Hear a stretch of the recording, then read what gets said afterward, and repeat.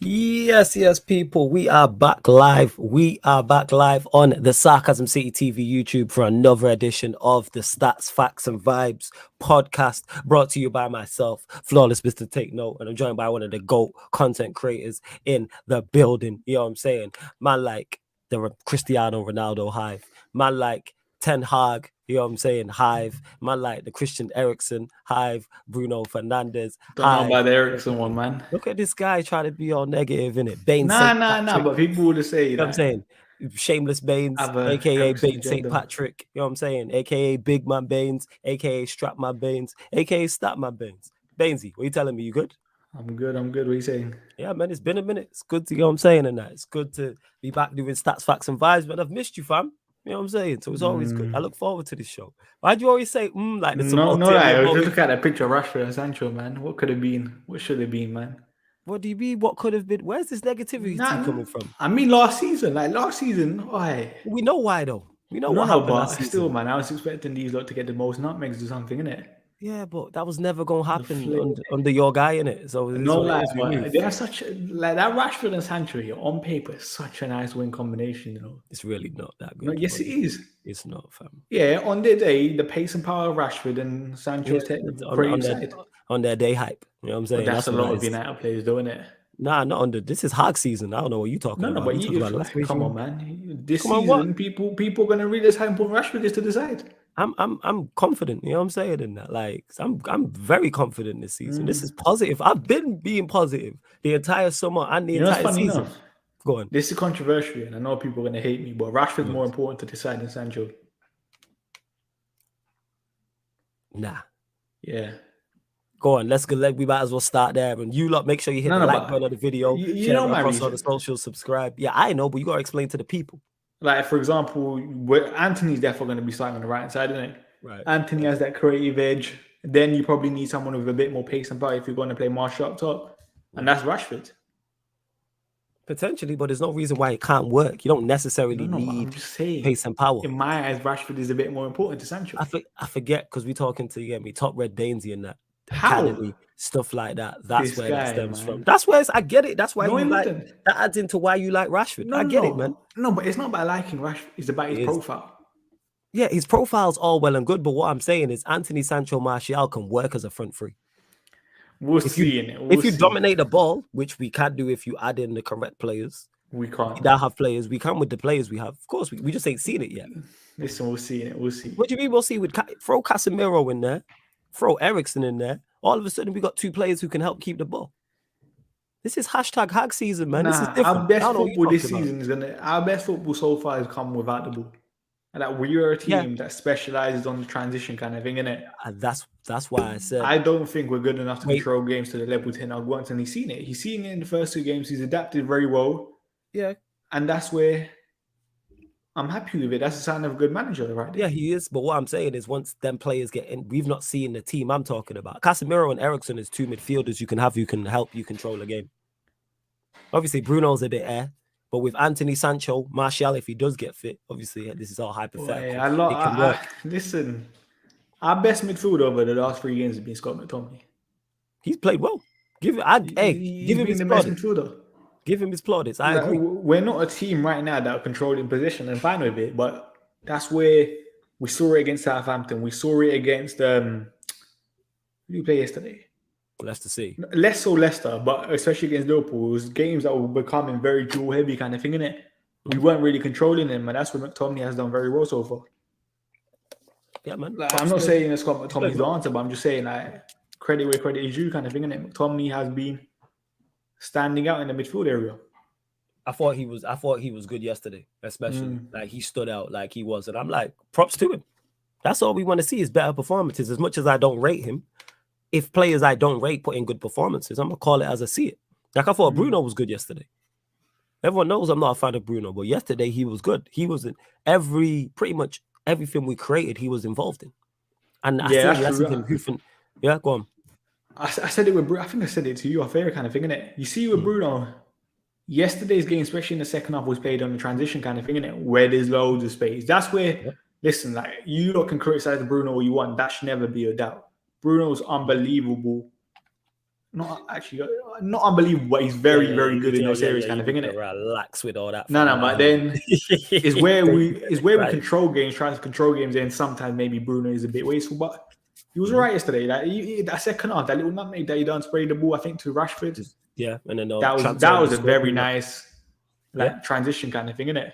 Facts. And even for the goal with the pass to Rashford, beautifully weighted. Then Rashford's pass to Sancho, beautifully weighted. Very nice. And then Sancho, you know what I'm saying? Composure, lad. Composure went round the goalkeeper. And he was trying to get out my guy. You know what I'm saying? And trying to get out. I've said this. Good player. Sancho has to do more, but that was a perfect Sancho moment because I think he was on like the blind side of Ndidi kind of thing, innit? As soon as Rashford got the ball, Sancho was on his back. Ndidi didn't know where he was. Because you just can't kind of thing. Because the thing is, where Sancho is very clever, you know when that ball, I think when Bruno had it, Sancho stayed in the offside position kind of thing, innit? Yeah. And that's where I think Ndidi couldn't see him. Yeah. And then as soon as Rashford got the ball, obviously Leicester defenders dropped. You're not going to see Sancho. No. Bang, go. You know why? Because you can't see, man. That's why. You know what I'm saying? No, but his composure in front of goal normally is very, very good kind of thing. And even at Dortmund. My baller. You know what I'm saying? And I can actually say that about these players. My manager, my baller, my centre-back partnership, my left-back, my right-back. We want the low apologies, people, as well. We want Varane apologies from the likes of Ryan and everybody else. You know what I'm saying? And that apologies. Props to Scott McTominay. Like we said, we have to give him his flowers. Eriksen, I just like how he just keeps the ball moving and taking over. Bruno, a player I don't rate, give him his credit as well. I thought he played well yesterday. Rashford, it's just without being great, he's at least just running the channels and doing the basics. You know what I'm saying? Like, we know he was good. I wasn't complaining about Rashford watching the game. I wasn't going that far. His weaknesses, we know what his weaknesses are when he's facing his own goal back towards play. But when, for example, there were certain times, especially in the first half, he dropped deep. Not dropped deep, but he dropped off Ndidi and Evans and was facing them. And then when Rashford's facing an opponent, he's going to cause you problems kind of thing. And we know that as a whole. Yeah. That's Marcus Rashford for you, especially when he's on his game. But, you had to use him up front in that kind of thing. And he did. We'll continue talking about Manchester United's, fantastic win against Leicester. HH says here, hey, what's up, chat? Big up to you. Big up to Cali as well. Says, yes, sir. Ryan says, big up my brothers. He's talking to you because I ain't my bro. So clearly he's talking to you. Love to Sasha. Says, happy Friday, Flawless and Statman. Happy Friday to you, Sasha. I hope you're blessed. Always good to have you here. Ryan's flipped already. Says, we're winning the title. Are you actually finally admitting you're a City fan? Is that what it is? He's flipped already. So in the first 4 weeks of the first 4 games, he's given up the league title 3 times and said, congrats to City. And now he's saying Liverpool are going to win it. Hey, talk to your guy, Ryan, innit? That's your man. No, that way. Someone said Ryan's been very good since he's come in here, and I agree with that. Yeah. We're going to get to that. Look at this guy. Where's all this negativity coming from, man? What's wrong with you? I said I agree with that. Yeah, but I seen the book coming. Yeah, I know, but I was just thinking, innit? You see, especially in Southampton, there were certain times on the ball I was like, yeah, we do miss Harry Maguire. All right, we're just going to keep going before we get to that. I'm going to let that settle in before I respond in it. So I'm going to run through the comments and I'm going to respond to that. BT says, big up the man them. Timo's here says, Baines. You know what I'm saying? CJ says, fuck Rashford, it's Anthony and Sancho thing. Big up to Abdi as well. Ryan says, I disagree with Baines with what he's saying, that he's more important because of his attributes. He's not saying Rashford is better than Sancho. Yeah, I know what he's saying. We discussed this literally earlier on. Me and Baines, we were off air discussing this. Man, I hear saying Bruno was trash yesterday. All right, cool, if you believe that. Nah, BT, trust me, Harry Maguire against Southampton. McTominay has been good because most of his best work's been off the ball. Once we start dominating the ball, he'll need to get phased out, and he will. But we still just got to give him plaudits for playing well. Because if McTominay's playing poor in these games, I'd be here, Baines would be here, you lot in the chat would be here criticizing him. So therefore, we have to give him credit when he plays well. Go on. We're not at that stage where we can dominate games. Like I said this to you off air, David De Gea is a massive problem to decide whether people like it or not. Every single time David De Gea gets the ball, it goes long. And obviously that's a 10-hour instruction, but that's a 10-hour instruction because you don't trust David De Gea on the ball. Yeah, facts. Like you're going to struggle with build-up play with David De Gea at the back. And obviously, hopefully this season's his last season at the club, and then we can get more of a competent keeper on the ball. But then obviously you see our build-up structure change kind of thing, and maybe another progressive number 8 in the side helping us with the possession side of things. Yeah, it could happen. But it wasn't gonna be the complete package in the first season kind of thing, innit? Yeah, it's a work in progress, and you can see the work in progress. Like You can see that. You can Ryan see says, the I thought, defensive shapes. He's been very yeah, good the last I couple of thought games. Varane was your man of the match. Yeah, I thought Varane was very, very good against Leicester. He impressed me. Like, I've always been impressed with him anyway, just in general, but like he stood out. Like everything he did very well, good on the ball. I have no complaints. And that's the rest of the defense, to be honest. I thought Martinez was good. I thought Dalot was good. I thought Malacia was good. Do I want to see more From a from both defensive Dalot and point of view. Malacia? Yeah, but like defensively, no issues. And I can't remember the last time I've actually had confidence in our defense. I have confidence when our players are 1-on-1. I have confidence when Leicester had us under the cosh, and I think they had like 80% possession, like in a 10-minute spell. I have, all right, let's see this out. Before, we didn't have confidence. When Baines's guy Maguire was there, it was kind of peak. You know what I'm saying? No, but that's now because we are Martinez sitting a lot deeper. I said it. It's very Yeah, go on. like people are always going to take this the wrong way, kind of thing. But this is very Oli-esque in a good way I'll let in you terms explain of that, innit? Yeah, go on. our defensive structure is very good, and Ten Hag knows we can't play and dominate teams, kind of thing, innit? He's seen it in the first 2 games, and we're playing on the transition, and that's what suits our players the most right now. And it's always suited our players because we struggle kind of to control games. Yeah, I did. And the thing is, the reason why we're struggling to control games is because he's still implementing his style and he's still getting players in. Like I said, I think Casemiro's a part of that. He's definitely a part of that. The goalkeeper you mentioned, that's definitely a part of that. Ericsson is just getting integrated to the team, and that's now a part of that as well. Bruno, like these things are new people. But that's what people need to realize. Players dictate the way you play most of the time. There's not just a manager kind of thing, innit? A manager can only do a certain amount kind of thing. Then it's also up to the players and if they have the quality or not. Yeah, absolutely. But I see when Casemiro, Ericsson say it's a pivot, or Casemiro on the 6 and Ericsson and Bruno as 8s. That's a midfield that can dominate the ball more. I'm expecting us to have more of the ball against Arsenal, which we'll get onto. Because our midfield is better than theirs. I said it. I don't want us to have more of the ball. I said I that definitely want us to have more of the ball. Like, let's put these men under the cosh. No way we let them come OT with friggin' Alakonga, Xhaka pivot and dominate the ball.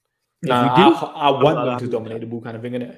Because you think we're better equipped. But I think we just need to get out them, pen them in under pressure, and then off the bench, 60 minutes, Casemiro, Anthony all on the pitch, your boy Ronaldo, and we cook.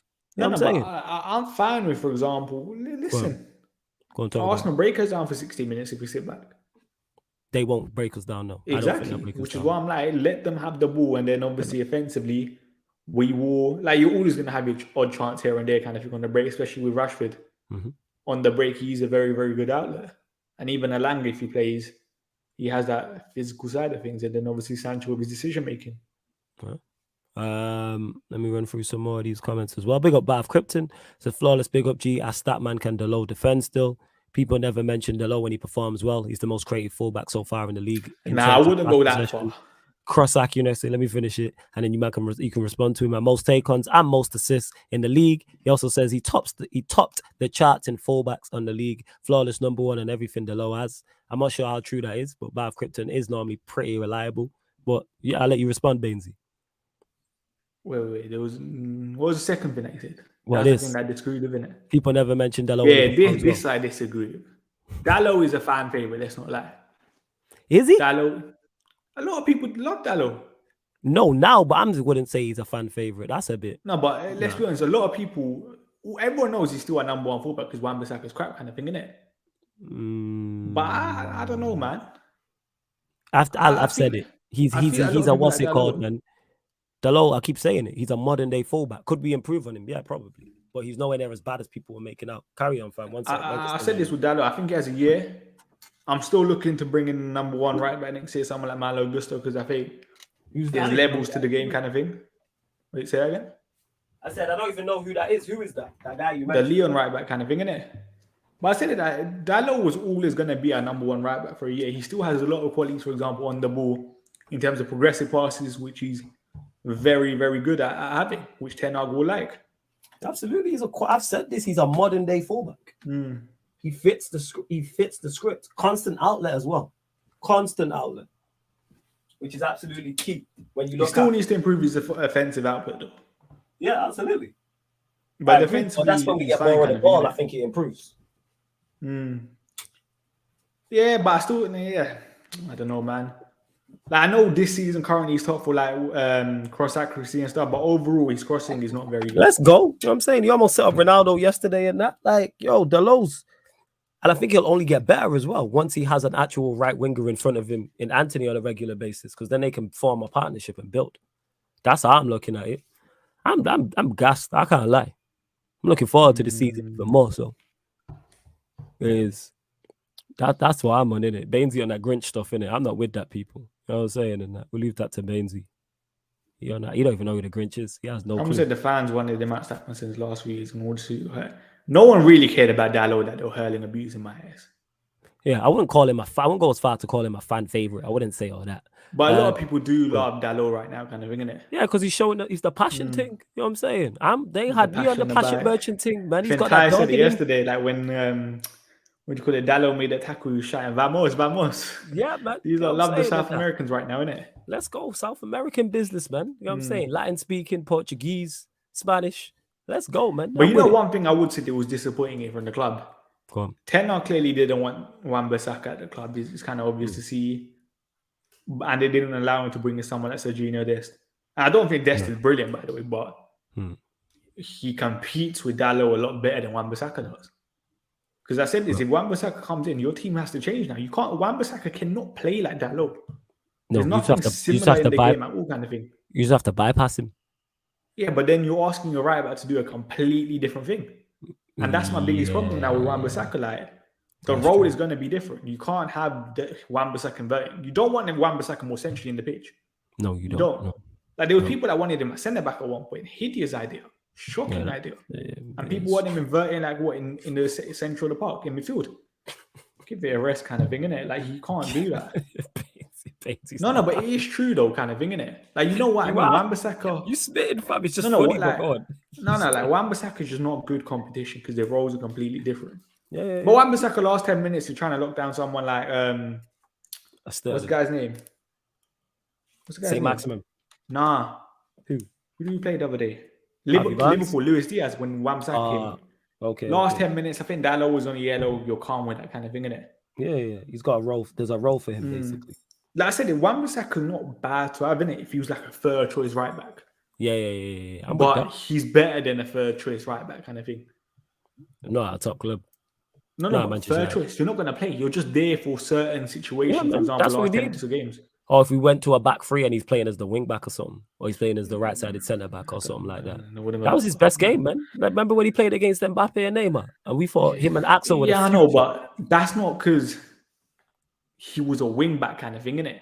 That he was still basically a right back in that situation. Yeah, but that's my point. Is if we're holding on to a game and we go to a back five, it's technically a wing back, but he'd be playing as a right back with three centre backs inside.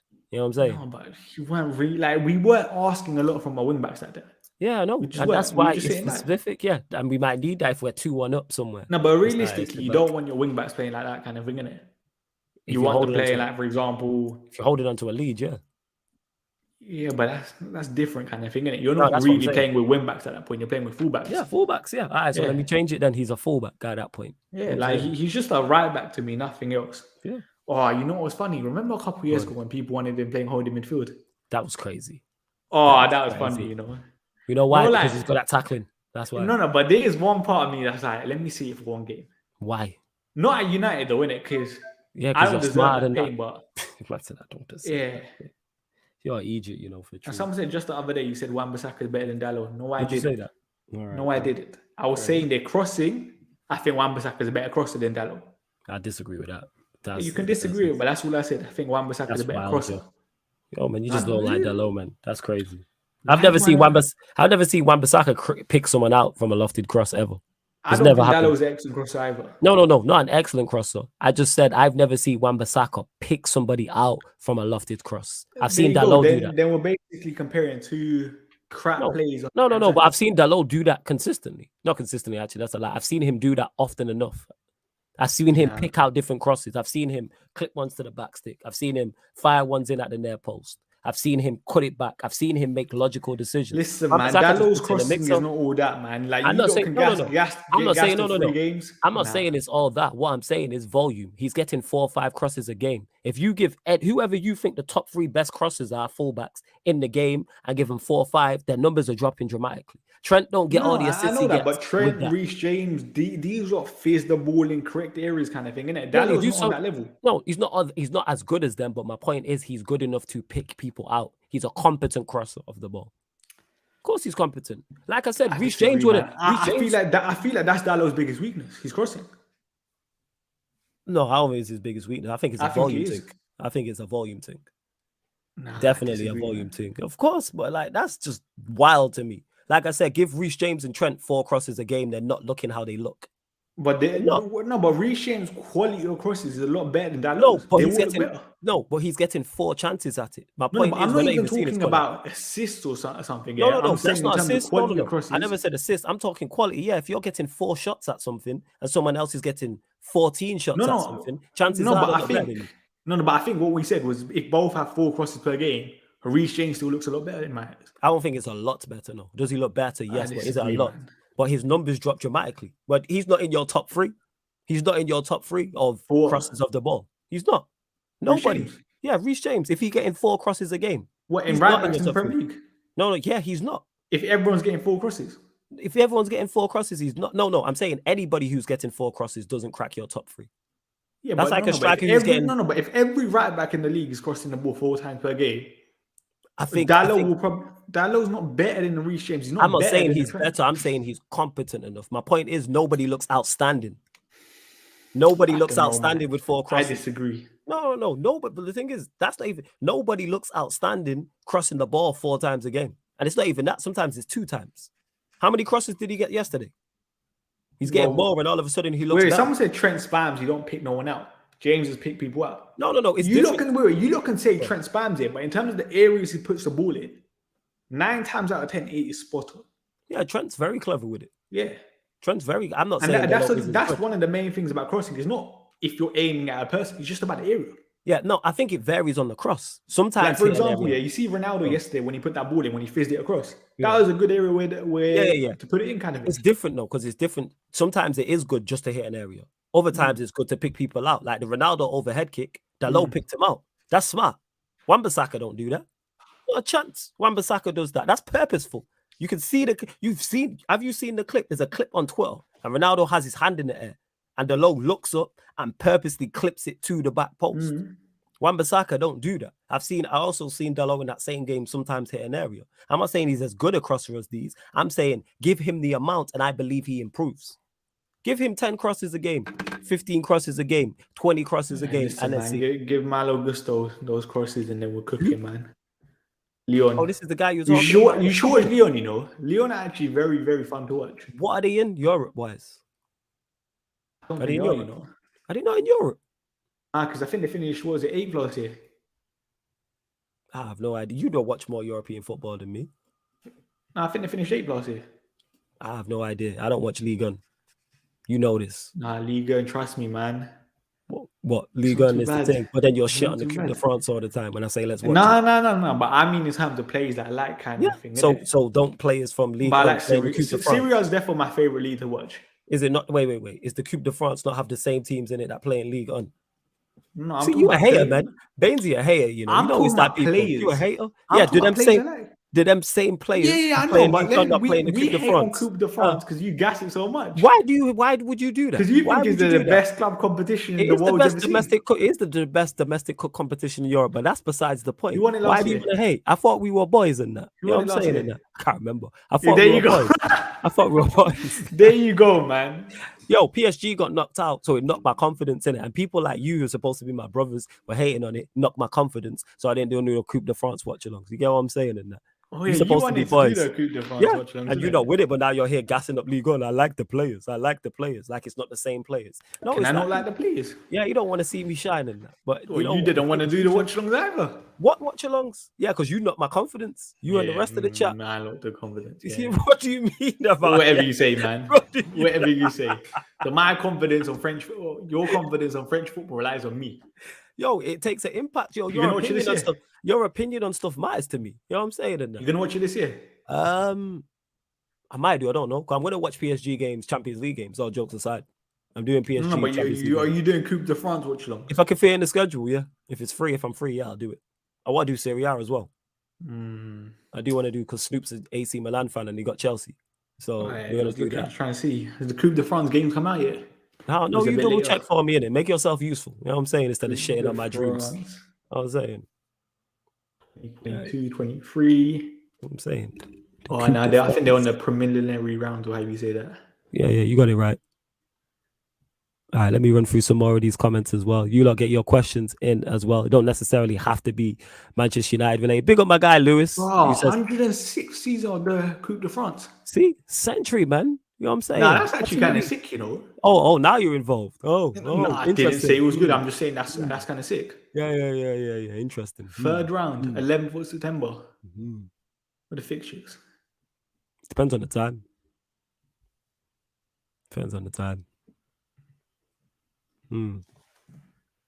Interesting. Big up Lewis who says hashtag free CR7. Free him from what, man? He's doing a job on the bench. We playing well. 3 wins from 3. About to move to Arsenal, making 4 wins from 4. We good. Big up Mertaza says De Gea didn't have much. Fixtures. Yeah, so that means that it's because of the preliminary rounds. De Gea didn't have much to do with saving shots behind the ball. He was so bad. I feel he could have passed the ball out. Save was good though. Yeah, the Maddison save slapped. I feel he could have passed the ball out rather than hoof it every time, but maybe the manager's instructions. It was therefore, I think, the manager's instructions. I didn't like it, but it's better than trying to play out from the back and losing the ball. So you got to do what you got to do. Ryan saying, without players fit, we got the second best midfield in the league. Yeah, but your players don't get fit, so it don't matter. You know what I'm saying? Thiago can't stay fit. It's all about availability. It's all about if buts. You know what I'm saying? No, but if they have one on Thiago, Arthur fit, yeah, they're fine in that midfield area in my eyes. Do you think they have the second best midfield in the league with everybody fit? I personally don't. Everyone fit? No, I don't. You got first? City, of course, are first. No, but second. Sorry. Second. Our midfield fit is better than theirs. Chelsea's midfield, everybody fits better than theirs. Of course it is. Jorginho Kovacic is better than anything else, than anything they have. Wait, what's Liverpool's starting midfield then? Thiago, Fabinho, who Ryan's been cursing out for the past 6 months, telling him everyone he's watching he's fall off. Exactly. Henderson, Ox, your boy Arthur. Who we got? You know what I'm saying? I like Arthur. Yeah, no, that's why I said your boy Arthur. That midfield's like, just cut it out, man. They 4th at best. Is it better than Arsenal's? Yeah, probably. Yeah, it's better than Arsenal. It's better than Spurs. It's 4th at best. No lie, we're talking. Imagine we got De Jong, you know. That Casemiro De Jong pivot. Oh my days. What a cocked job. What a cocked. Word of absolutely. That would have been so nice, man. Would have cooked. No one's really saying too much. People just saying, yeah, I was right on the Dalot thing. Yeah, I know. But we move. Bainesy's still my guy. Make sure you go subscribe to his channel as well. Yeah, Fabinho, Arthur, and Thiago. There you go. You know what I'm saying. I don't know about that midfield, you know. I'll be very. All right, talk about it. Go on, fam. No. But you do want a bit more athleticism in there, kind of thing, innit? I'm with you.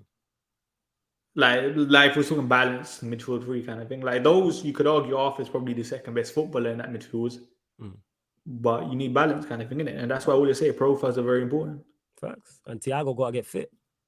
And that's one thing he doesn't do is stay fit. So it's all if, buts, and maybes. Like Mertaza said and the great Saeed said, if Manan had wheels, should be a taxi or whatever. You know what I'm saying? And that legit.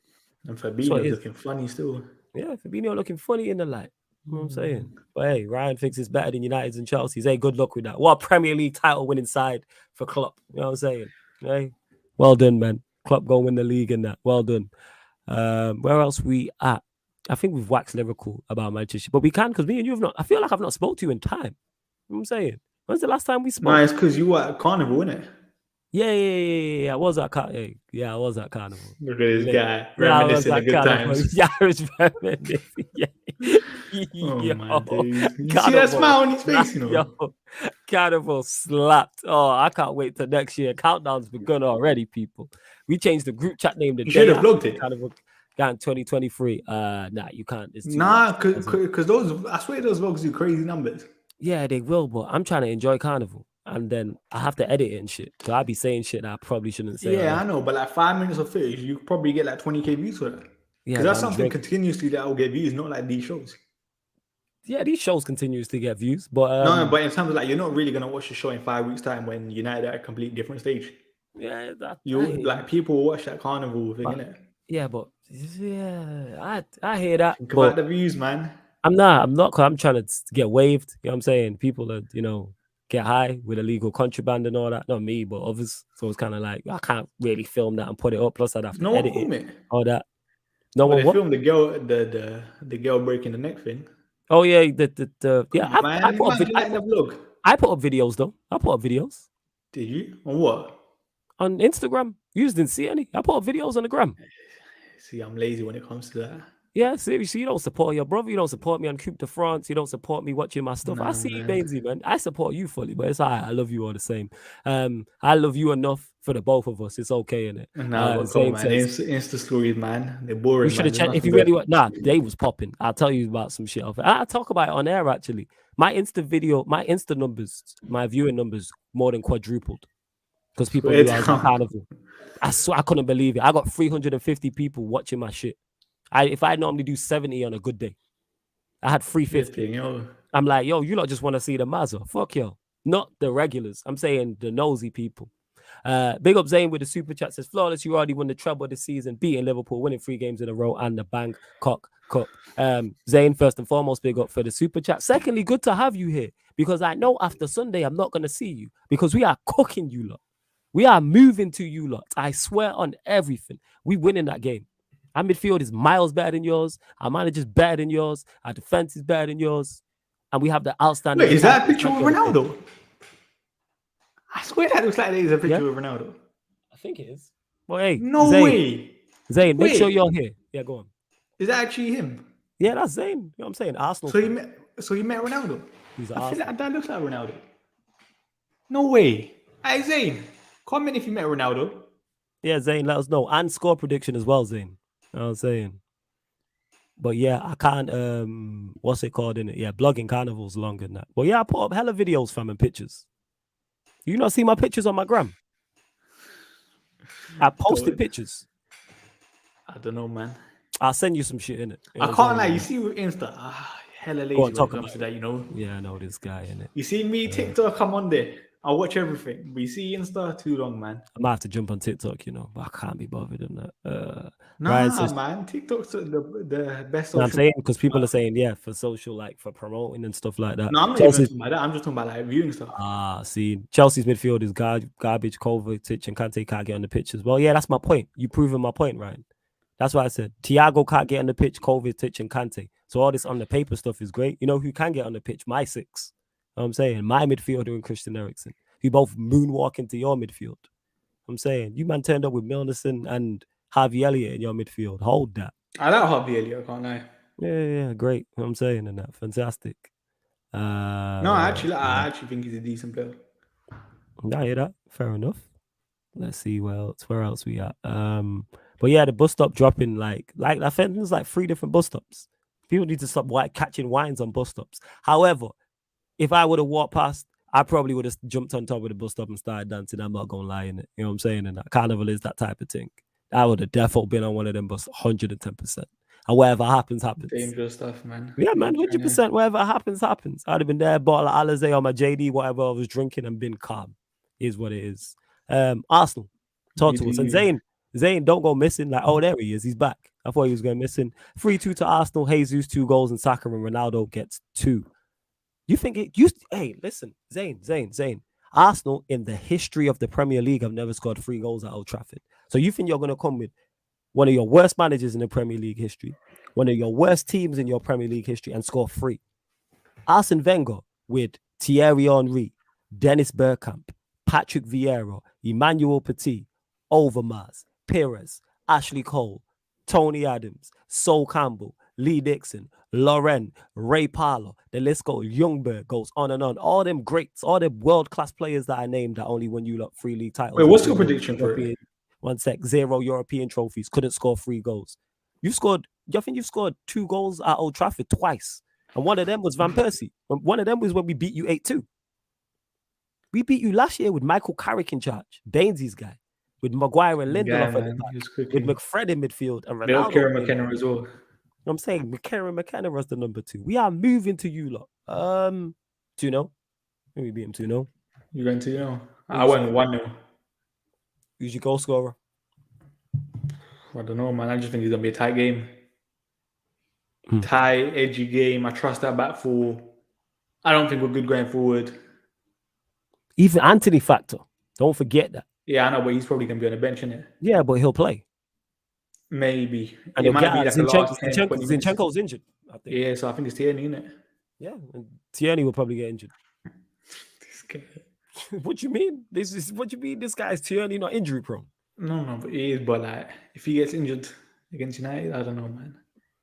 Yo, we got Anthony, man. Where's the confidence, man? Where's the positivity? No, I know Anthony. I very, very much doubt Anthony starts kind of thing, innit? I don't think he starts. Because he's already kind of set a precedent in terms of Casemiro not starting straight away. Like I wouldn't be surprised if we're kind of like changeless kind of thing, innit? Same team. I'm saying him coming off the bench, that's gonna make the whole crowd erupt. We move into these, man. You know, we are moving. We have a better manager. We have a better defense. We have a better midfield. We have nothing to worry about. What's your opinion? So you saying 1-0? Yeah. Were you even saying that with chest? And yeah, but what do you want me to say? I want you to be confident, fam. You was talking about winning Champions Leagues last season. Yeah. And quadruples. And I said 1-0. Listen, you're acting like a 1-0 victory is bad against the team that's top of the league. But you didn't say it with no energy and nothing, man. This guy. I'm saying, what you mean, this guy? No, because I said it, with this game, like, it could be all 3 results and you're not really going to be surprised, are you? I'd be very shocked if they win. I wouldn't. I would. Pressure's on Arsenal. They're the favourites for this game. Hey, let's go. Now we're talking Bainsy. Why no, but it's true. Come on, 3rd year in your process. You signed Jesus. You had him for the entire preseason. You're top of the league. 5 wins from 5. Saliba's the best centre back in the league. Jesus signing of the summer. Martinelli, Saka, Odegaard, all like these I've been talking quite a lot, kind of thing, innit? That's what I'm saying. Pressure's on them. This is the Bainsy I want. There we go. That's but I've always said pressure's on us. So I said it before. Yeah, we haven't spoken it for a minute. Yeah, like listen, they better win. They have to win. No, he's not. Someone said Martinelli is better than Anthony. Oh, let's get to this. Zane says Martinelli is better than. I'll let you answer this super chat. Martinelli is better than Anthony. Jesus, best striker in the league after Haaland. So he's the best striker in the league after Haaland. Like, at least you know he's not the best striker in the league. Saliba, Gabriel levels above your defense. Saliba is the Marcel Desailly. At least spell Desailly's name right, Zane. But it might be dyslexia, so I'll take that back. But go on. Oh, that's shocking. Anthony's better than Martinelli because let's be honest. It was like before this season, people were saying Martinelli was delivering off that one goal. Yeah, people weren't rating Martinelli like that kind of thing. Saliba and Gabriel, I would not swap them for Martinez and Varane. Yeah. Like Varane is better than Saliba and Gabriel. Come on, man, Martinez is better than him. Are we forgetting Gabriel made a mistake the other day? I swear. Hey, talk about it. I just think that's ludicrous kind of thing, isn't it? Jesus best striker in the league after Haaland. Yeah, you can probably have that. I'll be fair. What? Jesus is now better than Harry Kane? Oh, I forgot about Harry Kane. My bad. Is that what I'm saying? Yeah, man. No. That's a howler. That is a howler. I fully forgot about Harry Kane for a second. Yeah, he's not. So in your statement, you went 0 for 4. I said you went 0 for 4. He fully did. Hey, Zane, hold that, man. Man said you went 0 for 4. Martinelli's not better than Anthony. The only one of them plays for Brazil. Martinelli's not even got double figures in the Premier League goals in his entire career. Was it like that? Man's got he's doing up Cho numbers. He's got like 6 goals in 6 years. He's gonna ball that in Germany. Yeah, Leverkusen. Yeah, high line tax. Yeah, fantastic. I'm running that, bro. Jesus, the best striker in the league after Haaland? No, he's not. He's not better than Haaland. He's not better than Kane. Who else? He ain't better than Martial. I don't care. Friday, I disagree with that. Who else? Yeah, of course you would. Who else we got? What other strikers? He ain't better than Tony. He ain't better than. Is he better than Aubameyang? Hey, you're doing too much, man. I'm asking the question. I asked you the question. What? Jesus is better than Aubameyang. Okay, I just asked the question. I never said he was. I can't ask you a question. No, I'm just saying, innit? Okay, that's cool. He's not better than Tony. What other strikers we got? Isaac. You know what's good? Yeah. Is he better than Isaac? I think he is currently kind of thinking that. You know what's good the other day though? Yeah, go on. I saw a tweet and someone was like, you know the Premier League, Like the number 9s are back. Talk about it. It's so good, man. Like the Haalands, the Isaac, even like Jesus bagging goals, like striker scoring goals. None of this false 9 nonsense that people want to say, link up play, all of that. Strikers score goals, and that's what people are praising these days, man. It's good to see, man. It's good to see.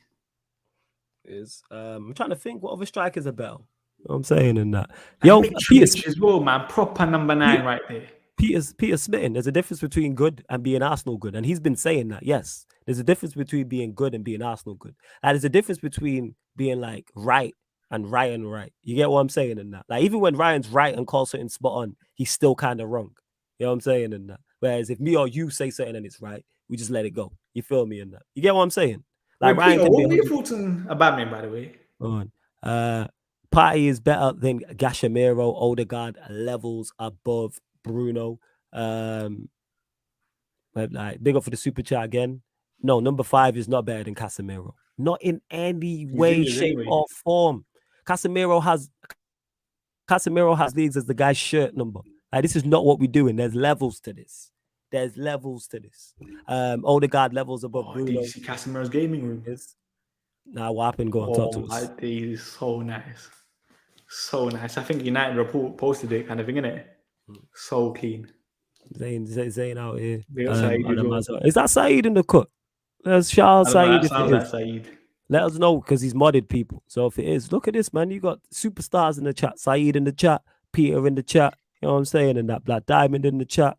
Zayn's here. Surf is here. Murtazo. Unfortunately, Ryan's here. But yo, you know what I'm saying? We got superstars people. I'm saying YouTube content creator royalty. You feel me? Yeah, he's not. It's Saeed. Yeah, big up Saeed every time. Go subscribe to his channel. And yo, there's over 60 of you lot locked in. Get the likes up. Get the likes up and go share this across my socials as well. And Bruno's played so far. Bruno's done all right, actually.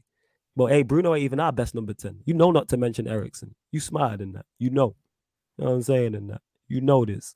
You lot continue to get your questions. I don't think Ericsson's a 10 though, can't lie. The more I watch he can play in the 10. Ericsson's more than No, he can play. I don't think that's his best position now. My point is that he's better than old. He's our best number 10. That's what I'm saying. Peter saying number 5 actually hasn't done anything of significance in his entire career without having Koke and Gabby hold his hands. Let's go, Peter, man. I'm with this, man. Arsenal smoke. Love this. Yeah, but I've Krypton. I started the Dalot stats. I got you. 100%. But yo, let's bump up the likes because these likes is way too low. Wait. But you know that comment there? YouTube doing me dirty. I never got the note for the stream. Yeah. I'm pretty sure you can literally just what do you call it? Click on the stream before you go live and just click. That's what it is, people. So when you're notified, so when you click the notification bell for the subscribe, you can go to each individual video and hit the notification bell. And we go live pretty much all the same time anyway. Obviously, this show was much later because I was streaming and Bainsy was streaming. We both busy guys. Obviously, Bainsy, big superstar in the game and that. So his schedule is packed. You feel me? But yeah, we're trying to, what's it called? We're bringing you all the shows, people. See, look, Pierre said it. Hit the notification bell on the streams and you'll get notified. Flawless, get Saeed on. Saeed, if you want the link, feel free. You know what I'm saying? Yeah. Like, that's legit what it is. That Casemiro ball from the left flank to Bruno was amazing. I did not know he had that in his locker. When he pinged that with his left foot, I did not know he could pass the ball like that. I can't even remember now. So he won the ball and it's like on the left-hand side, like deep in our half. He won the ball. He carried it a little bit. And then he just hit a crossfield ball. I was like, right. I didn't know Casemiro had that in his locker. I had no idea. I had zero idea. It was crazy. Second half, innit? Yeah, second half. Yeah. I watched a bit of the first half back again today. I can't remember. I still have to watch the second. Oh, you watching the games back? Let's go, Bainsy. Nah, sometimes I watch it, sometimes. You know what I'm saying? But why did you watch this one? Because how well we played. Nah. Just bored, innit? Nah, fair enough. You should have watched some comps, fam. Surprised you didn't watch some comps. No. You know what I'm saying? Surfer's not having it with Zayn. Says, Zayn, you're so lucky. This ain't a Q&A. I would have verbally RKO'd you from comparing Saliba to Desai. You know, that is disrespectful. That is disrespectful on the highest level. Saliba to Marcel Desai. Outrageous behavior. Arsenal fans for you, man. Statman, thoughts on Arthur? I think it's calm down. I said it. In the left center mid row adds Technical quality on the ball, I think his quality barely loses it, but I do think you can question maybe Liverpool might have needed more of like an athletic midfielder kind of thing, innit? Mm-hmm. But I said this, Liverpool need a lot in the midfield. Like Liverpool, Klopp, and the recruitment team planning in that midfield area has been shocking. Like I know they're holding out for Bellingham next season, but they need another midfielder other than the Bellingham. Like it is complete shocking planning. Because what happens next year? Bellingham don't go Liverpool. Well, you wasted this entire season not signing a midfielder, and then you're not going to have your number one target next year. Spin. Because Bellingham could easily go Man City, could easily go Real Madrid, or you never know, Bayern could come in for it next year.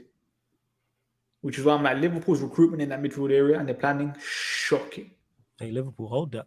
No, but it is true. Like I think they have 10 midfielders currently. Yeah, let's be honest. Like you probably say more than half of them are not good enough / injury prone. Yeah. And you'll tell like they need more than one midfielder kind of thing. And like, listen, deadline day, they were desperate getting him on loan. You can't really go wrong kind of thing, innit? You can't really go wrong. Yes. Because I think they have an option to buy, not an obligation, which is why I'm like, yeah, like you're not really going to do much better on the last day, are you? Because what Klopp, like a week before, said, yeah, now I need a midfielder. Like this was clearly a panic buy kind of thing, innit? You spitting, fam? Like when you hear me like laugh, that doesn't mean I think you're lying. It's just funny how you're saying it. But it's true. No, but it's true. Like as much as like people praise the opposite recruitment, this was a panic buy. They did not plan to bring in the midfielder. Yeah, they didn't plan on Alpha. They didn't. You're right. Peter makes this a great point. Has the low improved, or is the defensive structure around him much better? I've been saying this for the longest about the low. Modern day fullback, bring in a system around him, and you'll see a better him. You've seen it with somebody of the quality of Varane. How much better Varane looks now he's around. Now he has a structure.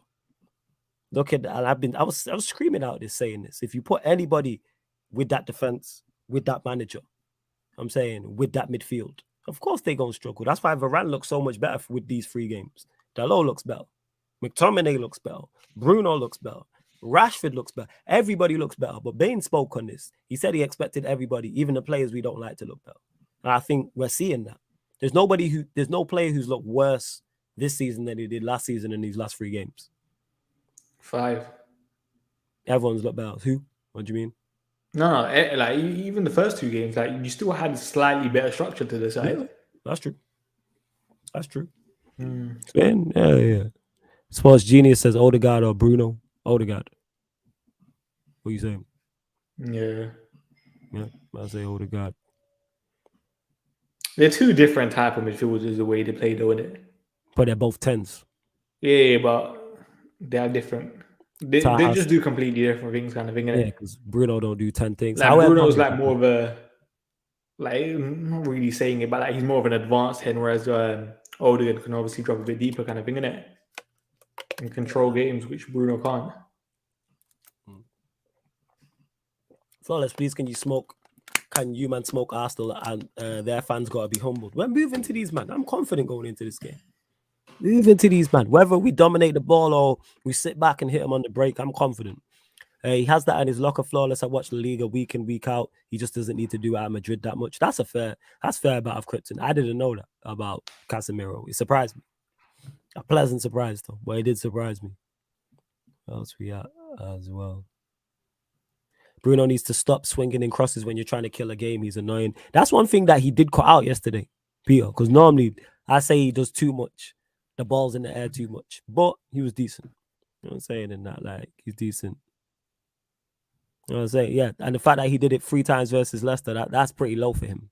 You know what I'm saying? In that. Normally he's much more than that. But Bruno was good yesterday. Anyone else impressed you, fam?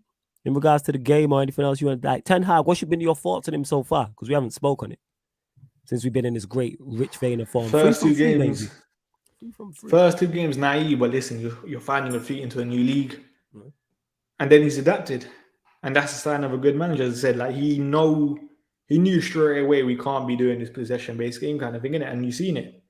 Our best football has come when we surrendered the ball, more of a transitional game, which is what we were known for under Oli, which is what worked under Ole Gunnar Solskjaer when Oli was getting results. And that's kind of what he's going back to. And it's like, just building from the back, innit? Just get your fundamentals right, going forward. as I said, we haven't looked the best. We can't really sustain pressure to an elite level yet, which is understandable, but it's gonna take time, kind of thing, innit? But like I always say, there's two different ways of controlling games, innit? You can control the game without the ball, and you can control the game with the ball. We are starting to control games without the ball. On the ball will eventually come when we obviously get a better number 8 in. Casemiro comes in, maybe phasing out Bruno if you're playing more of a possession-based game. Obviously, the forward areas have to be a lot better, but it's a process kind of thing, isn't it? It's a process. Yeah. Like for once, you can kind of see at least the players are reacting, in it, which is what impressed me with the most about Ten Hag. Especially after the first 2 games, I was like, there's no way Ten Hag can get these players playing, and he's got them doing all right, kind of thing. Can they keep it up? Only time will tell, innit? Well, so far so good.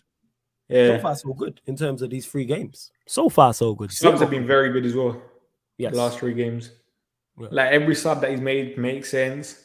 Even I know a lot of people were criticizing the Sancho sub yesterday. That was spot on. McTominay in other games keeping him on when we needed a bit more of a dual winner. Spot on. Can't complain. 3 wins from 3. Martial bringing him on against halftime against Liverpool was an excellent sub. Yeah, fair play to him. So say we do win the game against Arsenal. Does that be 4 wins from 4? Say we get a clean sheet, that'd be 3 from 4 clean sheets. Would that change how you're looking at the season? Or no. are so what are your expectations for the season? What are you looking at? 6 on Europa League. Fair. Like I said, listen, we shouldn't get top 4. Like I know we spent a lot of money, but this is certain teams' 3rd year in the process. Like this has been Ten Hag's first 2 months. Then obviously it's difficult in terms of the World Cup year as well. We're obviously gonna have a lot of people going to the World Cup. Yeah. So and listen, we said it. Consistency is a massive problem with United. Yeah. Which is why I'm like, league form. Obviously, we need results. We should still be competing for top 4, even though I don't think we'll get it. But just take 1 game at a time, innit? 1 game at a time. We have been. You mentioned it there in regards to consistency. That's one. I can't remember the last time we won 3 games in a row. When's the last time? December. And then there was a stat I seen. It was at the halftime of the Southampton game, and it was that Manchester United. That's the first time I think since March Manchester United hadn't conceded a goal in the first half in an away game. That's 2 consecutive away clean sheets. Otherwise, before that, we lost 7 in a row. Jeez, yeah. So we turned that around as well. Yeah, that was I think against Southampton was their first clean sheet since December away. Which is why I'm like just baby steps kind of thing. I know we're not probably the most Ten Hag of teams kind of thing that you would expect, the most attractive team to watch in the league, but we're grinding out results. When was the last time we done that? Well, grinding out results, playing in different ways, like you said. And yeah, that's my expectation. Compete for top 4, even though I don't think we'll finish top 4, but compete for it. Europa League. That's been my stance from before we signed anybody. Now we've had a good window, which we're actually going to discuss as well. Get your thoughts on the window. That's added even further. I'm like, yes, we should win the Europa League. Yes. So your thoughts, what do you rate? Your thoughts on the window, number 1, and number 2, what do you rate on the scale of 0 to 10?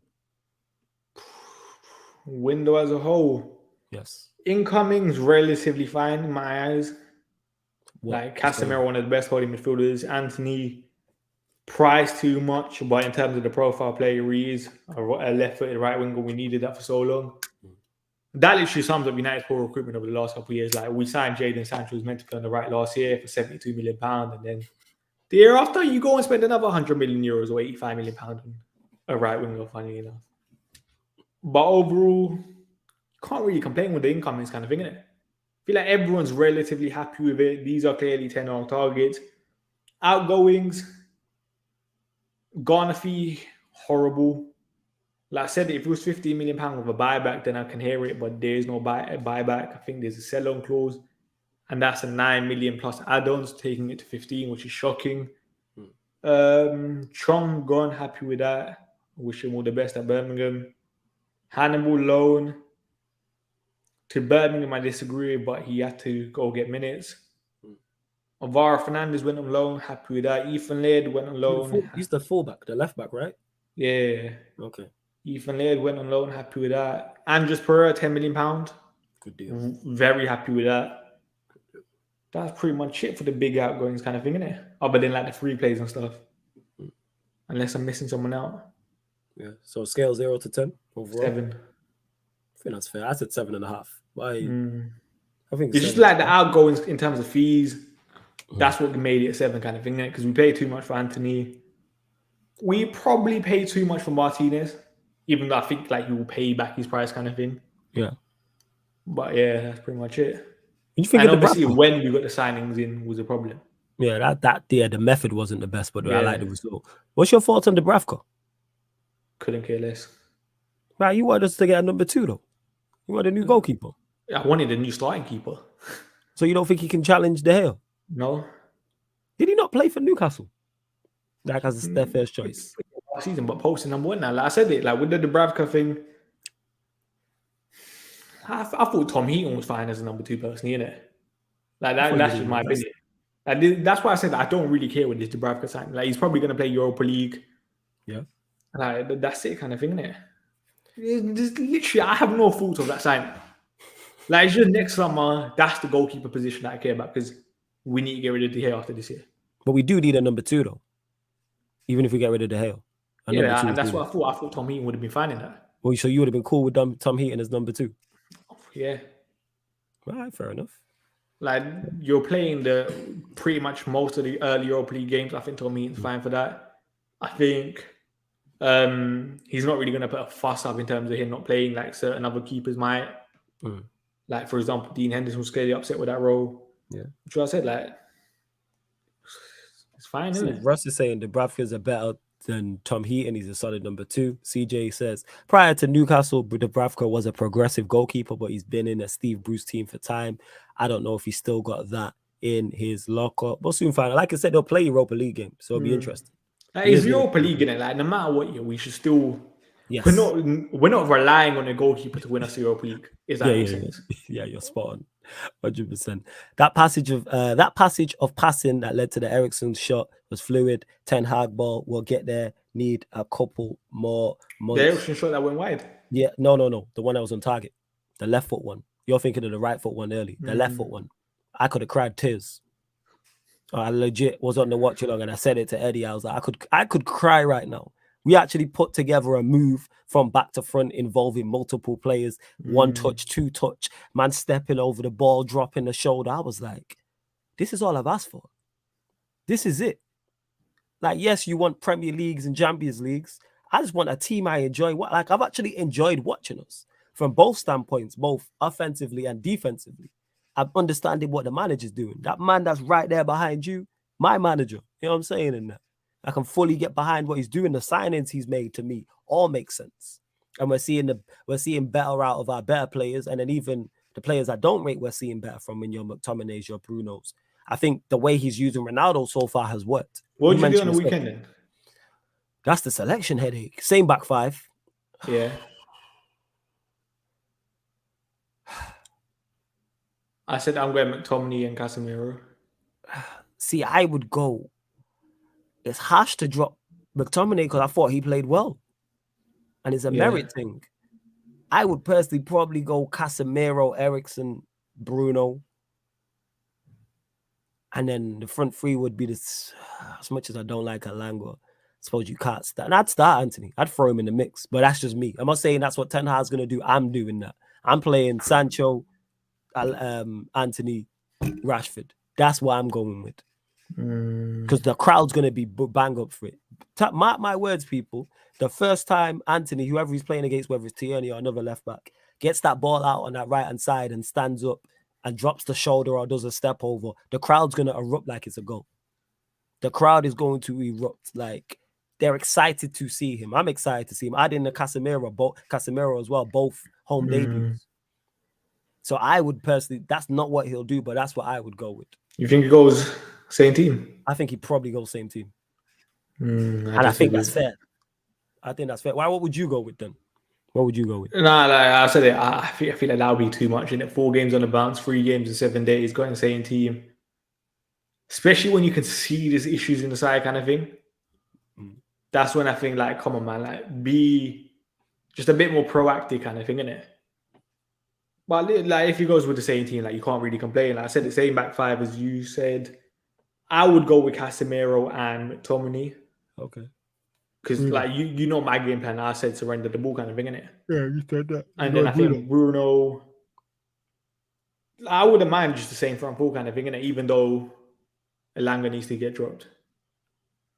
Because yeah, Elanga's not it. Nice guy, innit? Nice guy, but come on, man. 3 games, you're pushing a lot kind of thing, innit? Like 1 game, 2 games, I don't mind, but 3, that was a bit too much from 10 up. Like, please, I don't want to see CPR, this is what I went with it. I'm saying we should dominate the ball. Because Peter says I want us to surrender the ball. Yeah, I know you do. I'm saying I want us to dominate the ball. You see the difference there? I'm not saying you're wrong. I understand your thought process. I'm saying put these men to the sword. Early goal. The crowd's already bang up for this. We hate them anyway because it's fucking Arsenal. You know what I'm saying? Number 1. Number 2, the players are going to be bang up for it. 3, Anthony's debut, whether that's from the start or on the bench. Casemiro, the exact same. If we go a goal up early, I'm saying in the first 10 minutes, it could be a wrap for them. It could be 3 or 4 if we get a goal in the first 10 minutes or so.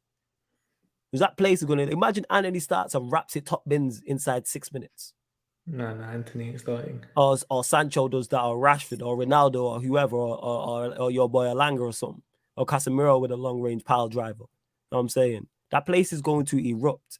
We haven't had this feel-good factor in a long time. The stadium was rocking in Brighton. 2 weeks. Yeah, Anthony's not going to start, but I'm just using that as an example. Like, both Saidi was in the chat. Andy, big up to Andy Tate. Both were at the game against Brighton the first. And they were saying how the stadium was rocking. The fans want to get up for something. And the players we now have and the team we now have and the confidence we now have, I'm looking forward to it. Like, someone's getting beat badly. Do I believe it will be Arsenal? No. But I'm saying we can put this game to bed inside half an hour. No, I don't know about beat badly. No. That's what I just said. I think we lack the cutting edge to beat them. No, I said we don't beat them badly. But what I'm saying is I believe along the lines, somewhere down the line, someone's getting beat. Oh, yeah, but that's natural. I'm saying it like... Someone's with someone. But my point is we can put this game to bed inside into 20, 25 minutes. I think we can put this game to bed. Like we cannot let them take the ball and quieten the crowd. Let's get after them instantly. Rashford running at you. Elanga running at you. Sancho running at you. Malacia and Delo getting high. Eriksen also, you know what I'm saying, and getting into the box as well. But yeah, man, we'll see. We'll soon find out. Yeah, man. Long-range power driver. Yeah, man. I'm with you, Peter. If we lose a midfield battle to Lokonga Xhaka, it's a wrap. This is why I want to see Casemiro Eriksen. I've said this. But if he goes with the same team, I understand. But that being said, McFred moved to them. We lost the midfield battle against Southampton, though. To an extent, yeah. But Southampton they actually have Ward-Prowse. Who else played in midfield? My man's decent. Lavia, he's a good player. And Joe Aribo there.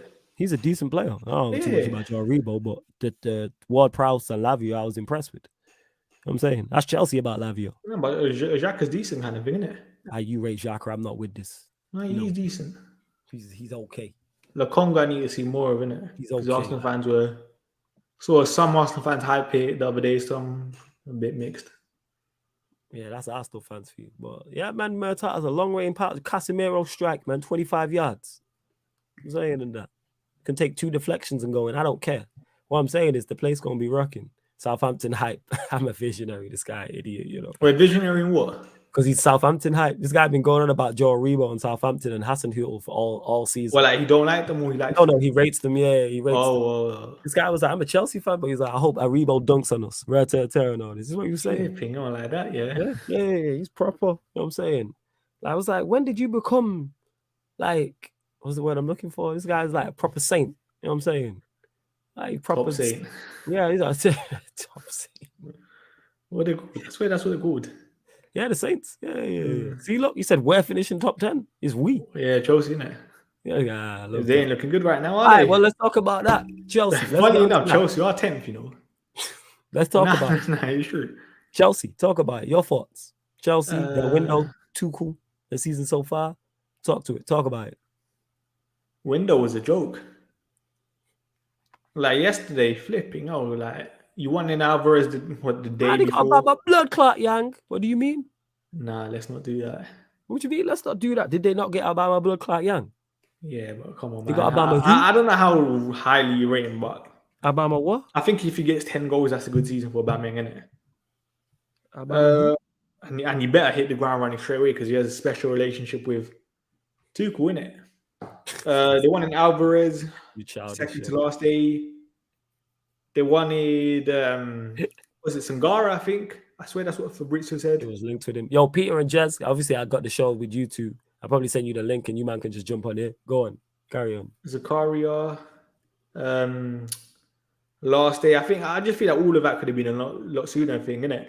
Sterling, I said I like. Koulibaly, I like. Who else? Fofana, fee was a lot, but listen, £70 million for probably one of the best young centre backs in the world. Potentially. Fucking hell, yo, Peter, chill, man. This guy is outrageous. This guy. Flipping hell, Peter. I just saw that, you know. Yo, Peter, chill. Chill. Oh my God. Bro, was that really needed, though? That was so unnecessary, Peter, chill, yo. Like, Ken didn't even say anything bad. This guy. You said you lost 4-0 to Leeds. You're embarrassing. Yo, this guy. I shouldn't laugh, but yo, that is wild. Sorry, go on, carry on, man. That is fucking wild. Let me get Peter out of the comments. Peter, I'm gonna send you the link now. Fucking hell, yo. This guy's a menace, yo. It came out there. Gotta pull this guy out of the comments. He's trying to lose you subs there. Trying to get on to Ken. Big up Ken. I even know who Ken is, isn't it? In Peter's defense, I don't know why Ken took that random shot, but we move. Go on. You can't blame him though, innit? Oh my God. That's not me for 6-star. That's crazy, yo. That is fucking. Cucurella, I said, like, they probably, like, you know how important the wing backs are to that system kind of thing, innit? He said he tried to abuse you guys in the comments earlier. I hid them. Fair play, fair play. I did it. Oh, fair play. Fuck him then. If you did, you should have just blocked him. I didn't see it. You know what I'm saying? And if that's the case, I thought you were just being unnecessary. Yeah, fair enough. You know what I'm saying? And that if he was chatting shit, fair enough. I'm saying my head is gone right now. Yo, I said you probably only see your on the weekend. It's wild. Oh, I'm looking at it now. He did, you know. Did he? Just blocked him. I missed it. Man was trying shit. Fucking blessed. I thought Peter was just being over the top for no reason. He was on to us, you know. 3 messages that were hidden. Was it? All right, fair enough. Hey, you know what, Peter? Fair play, you know. Fair play. Peter got our back, man. You know what I'm saying? Fuck him. You know what I'm saying? I even see that, yo. I said you only see it. Now go on YouTube and look at it right now. You know, I don't care about that. I'm gonna send him these links right now. I'm sending these man the links. You know what I'm saying?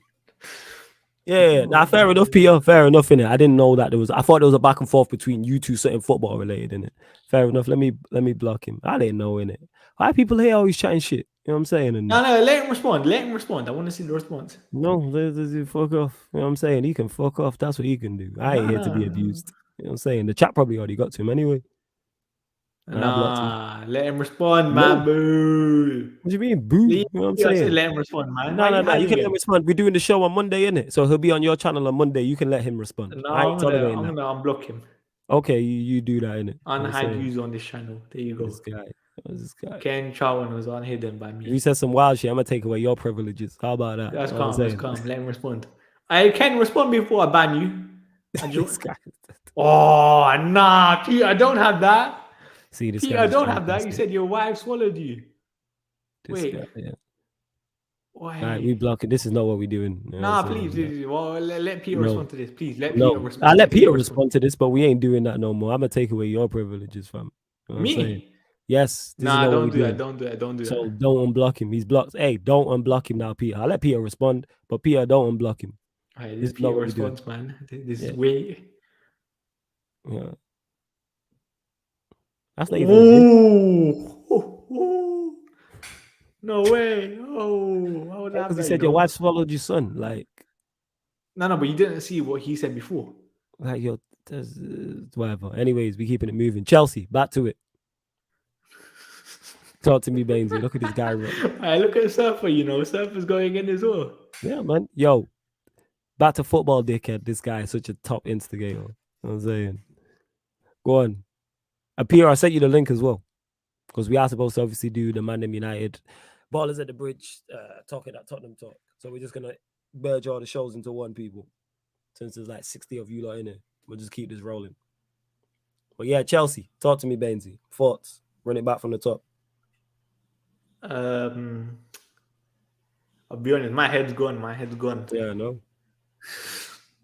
This guy. Run it back. They needed another midfielder. And you lot get your questions in as well. Get your questions in. Felt like that was a shame. Couldn't get another midfielder.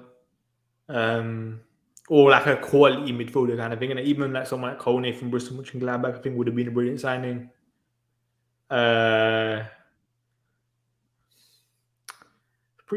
Full forward, I still feel like they lack quality in that area. They needed someone else. I don't like. I have my doubts over Aubameyang. I think even if they got someone like Zaha over the line, or even like a Memphis Depay potential on a free, then that would have been a massive upgrade. Sterling's looked good though. I've always said I like Sterling. I think he'll settle in fine. He's having a different role to what he did at City. Got 2 goals the other day. Koulibaly, I know he got sent on versus Leeds, but I think, come on, man, he's still one of the best centre backs in the league, kind of thing, isn't it? Cucurella settled in all right. He's the man of the minute, the man of the moment. Peter's in the building as well. We say, Peter, you good? Yeah, I'm good, man. It's been a long week. Oh, Peter. I said you probably only see your kids on weekends. Hey, man, you got to hold that, man. Let's unblock him one more time, please. No, we're not doing that. No, Peter's live now, isn't it? No, live. No, please, flawless. No, nah. But like I say, people, the reason why Peter's here is because obviously we're supposed to do Man and United meets Ballers. Yeah, we have a show in we're 3 talking minutes. at Tottenham Talk. So yeah, we just thought I thought the show is here now, I guess. Yeah, we'll just roll it into one. That just makes sense. May as well just roll it into one. Come on, please. One more. Yeah, it's short, man. Carry on talking about Chelsea. You know what I'm saying? Egypt guy. Carry on, innit? Hey, what are we talking about? He was talking about Chelsea. I have to listen to Statman talk about my team. Jesus. All right. Yeah, I know, because you ain't. Listen, do you want me to get Ken you? What? You want me to get Ken Charles on you? This guy is an Egypt, you know. Some random alcoholic from the middle of nowhere? Sure, man. This guy. Oh, man. Bainsy on one. Peter, did you have a profile picture, Ken? No, he didn't. They never Of course did. not. Of course They not. never It's do. not guys with profile pictures that just start abusing people on YouTube. Yeah. It's always the guys with the first letter of their name on YouTube that just. Nah, because I saw he had a picture, but I didn't know what it was. Well, Peter, we haven't actually spoken this. I hope you're blessed as well. Aubameyang, thoughts? I mean, I don't mind, dude. Marcus Alonso's gone, so like, so I'm cool with it. I feel like everybody's looking at these things the wrong way. Like, Batshuayi's gone. Marcus Alonso's gone. Hey, all of you in the comments asking why I'm sitting like this, I'm laying on my bed. If you guys don't like it, you can find another stream. It is what it is. I'm not rocking a mohawk. I just haven't got a cut in like 3 months, man. So it looks like you're a working man, man. You're a working man. Yeah, man. Fuck. Also, all of you guys on Twitch were trying to violate me yesterday. I seen that. What happened on Twitch? People were like, "Oh, where's Peter? He needs smoke." I was gonna pop in the comments and start being mean, but I decided not to because I was on my way to work. Yeah, I'm like, yo, Peter. I actually said it. I was like, yo, Peter don't duck no smoke. Like, he'll be here. You know what I'm saying? Yeah, guys, I have 2 jobs. So like, if I'm not here, I'm at one of them. Yeah, he's working, man. He's trying to get the dollar bills. What it is. So, but now, what are we talking about? Aubameyang? You said Aubameyang. Yeah, I asked you about Aubameyang because it's the first time you spoke on it. I mean, shit. I guess he'll play either Tuesday or next Saturday because he has the broken jaw thing. So he's got to get fixed for a mask for that. But no, I think I don't have a problem with it. It's like 12 million euros. I don't see why everybody is intent Plus Alonso. Well, it was 12 million euros, and Marcus Alonso's contract got terminated by mutual consent. So he signed for that for free. Yeah, we didn't. Technically, there wasn't like a similar transaction. The Barca are doing some funny shit where they're like, they had us terminate our contract with Marcus Alonso so he could go sign there, and then I guess in their mind they gave us a discount or some shit. So yeah, Barca are doing things that aren't illegal, but like might be. I don't fucking know. But yeah, point is Marcus Alonso's gone. Batshuayi's gone. Billy Gilmore went to fucking Brighton, which everybody's crying about today, but whatever. Wanted to get your thoughts on that, specifically you, Billy Gilmore to Brighton, and the outrage from your fan base on top of that. So your opinion on outrage from your fan base. Our fans just like the bitch. Like, would I have liked to see Billy Gilmore play? Yes, but if our manager doesn't want him, then I don't see what the point is. All spring they're like back Tuchel, and now it's like, no, how dare you sell Billy Gilmore? Billy Gilmore didn't play well in his loan at Norwich. So why are we going to sit here and act like he's going to be the difference between our season being good and not good? I would have liked to see him play. I would have preferred if Tuchel kept him. I think it's weird that we have Gallagher and we don't have Gilmore, but whatever, man. Like maybe Tuchel is a terrorist after all. Like who knows? Fuck it. I don't think the window was bad.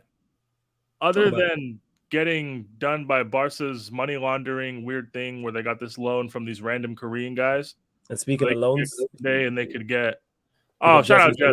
Jez, who's on loan to Dortmund. Big up Jez in the cup. Hey, top of the league for tonight, Jez. Let's go.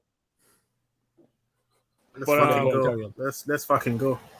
But I don't actually think our window was bad at all.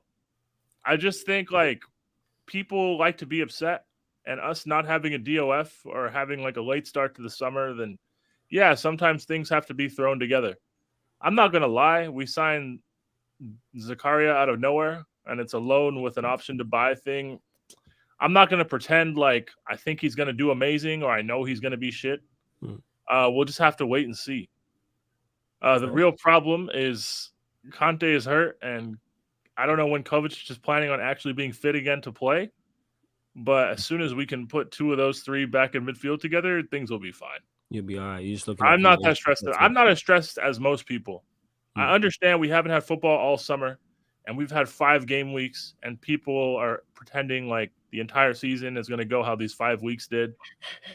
But guys, like I know we were bored. I know some of your teams are on winning streaks now. I get it. There's a long season ahead. Let's go. Like just be patient. We had the second best winning streak in the league, you know. That is how bad this league is. Nah, but you have to give some. Hey, Cam said it yesterday, man. We had a Dolce and Gabbana Bundesliga. You guys were in the top 5 with a negative goal difference. The game's the game, innit? But like that's my point is like people are like, oh, we're in 10th. I'm like, yeah, guys, look at the table. We're 3 points from 4th. Like everybody just take a deep breath. Don't resist the urge to jump off your nearest bridge. Like it's not that bad. Yeah. The Champions League is back next week. It'll be fun. Let's go. We'll beat Dynamo whatever and fucking Red Bull whatever. And then we get to play Snoop's team, so that'll be cool. Oh, that's gonna be good. Everybody like just relax. There's a long season ahead. I understand like if you don't support City, watching Haaland score a goal every 4 minutes is concerning, but like we told you it was gonna get nasty, and it's getting nasty. So hey, we're all running for second place, guys. Welcome to the Brexit Bundesliga. Yeah, Cam's called it the Dolce and Gabbana Bundesliga. I was like, yeah, you're right. Wait, that's your aim, second place. What's up? That's your aim for the season, second. Well, we're not going to win it because no, I know you're not going to win it, but like, do you think that's realistic with Chelsea? Yeah, like considering Liverpool seem to be as anemic to signing midfield players as we are, like facts. And like, as much as our injury problems are bad, like we just have 2 guys that are actually injured. They have like 5.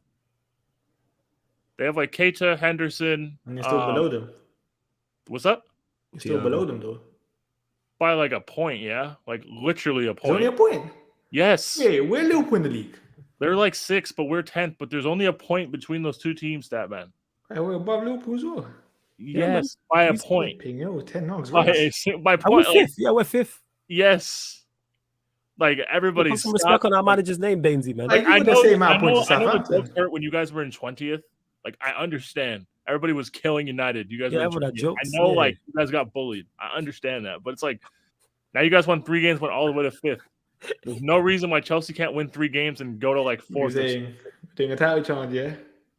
Well, no, but like if Arsenal fans can shout about a title challenge, I don't see why you wouldn't be able to. I'm sorry. Game's the game. Bro, see, I scored 19 goals already this season. Yeah, we don't need no City prop, fam. Nah, I'm just deeping. We scored 5. Speaking of that, you mentioned it. We've got more goals in most clubs. Fine, and Sterling scored 3 of them. Hey, Sterling is no good though. Hey, that's another thing. All you guys that try to tell me Sterling is just like Werner, well, you guys are just racist. It's fine. I understand.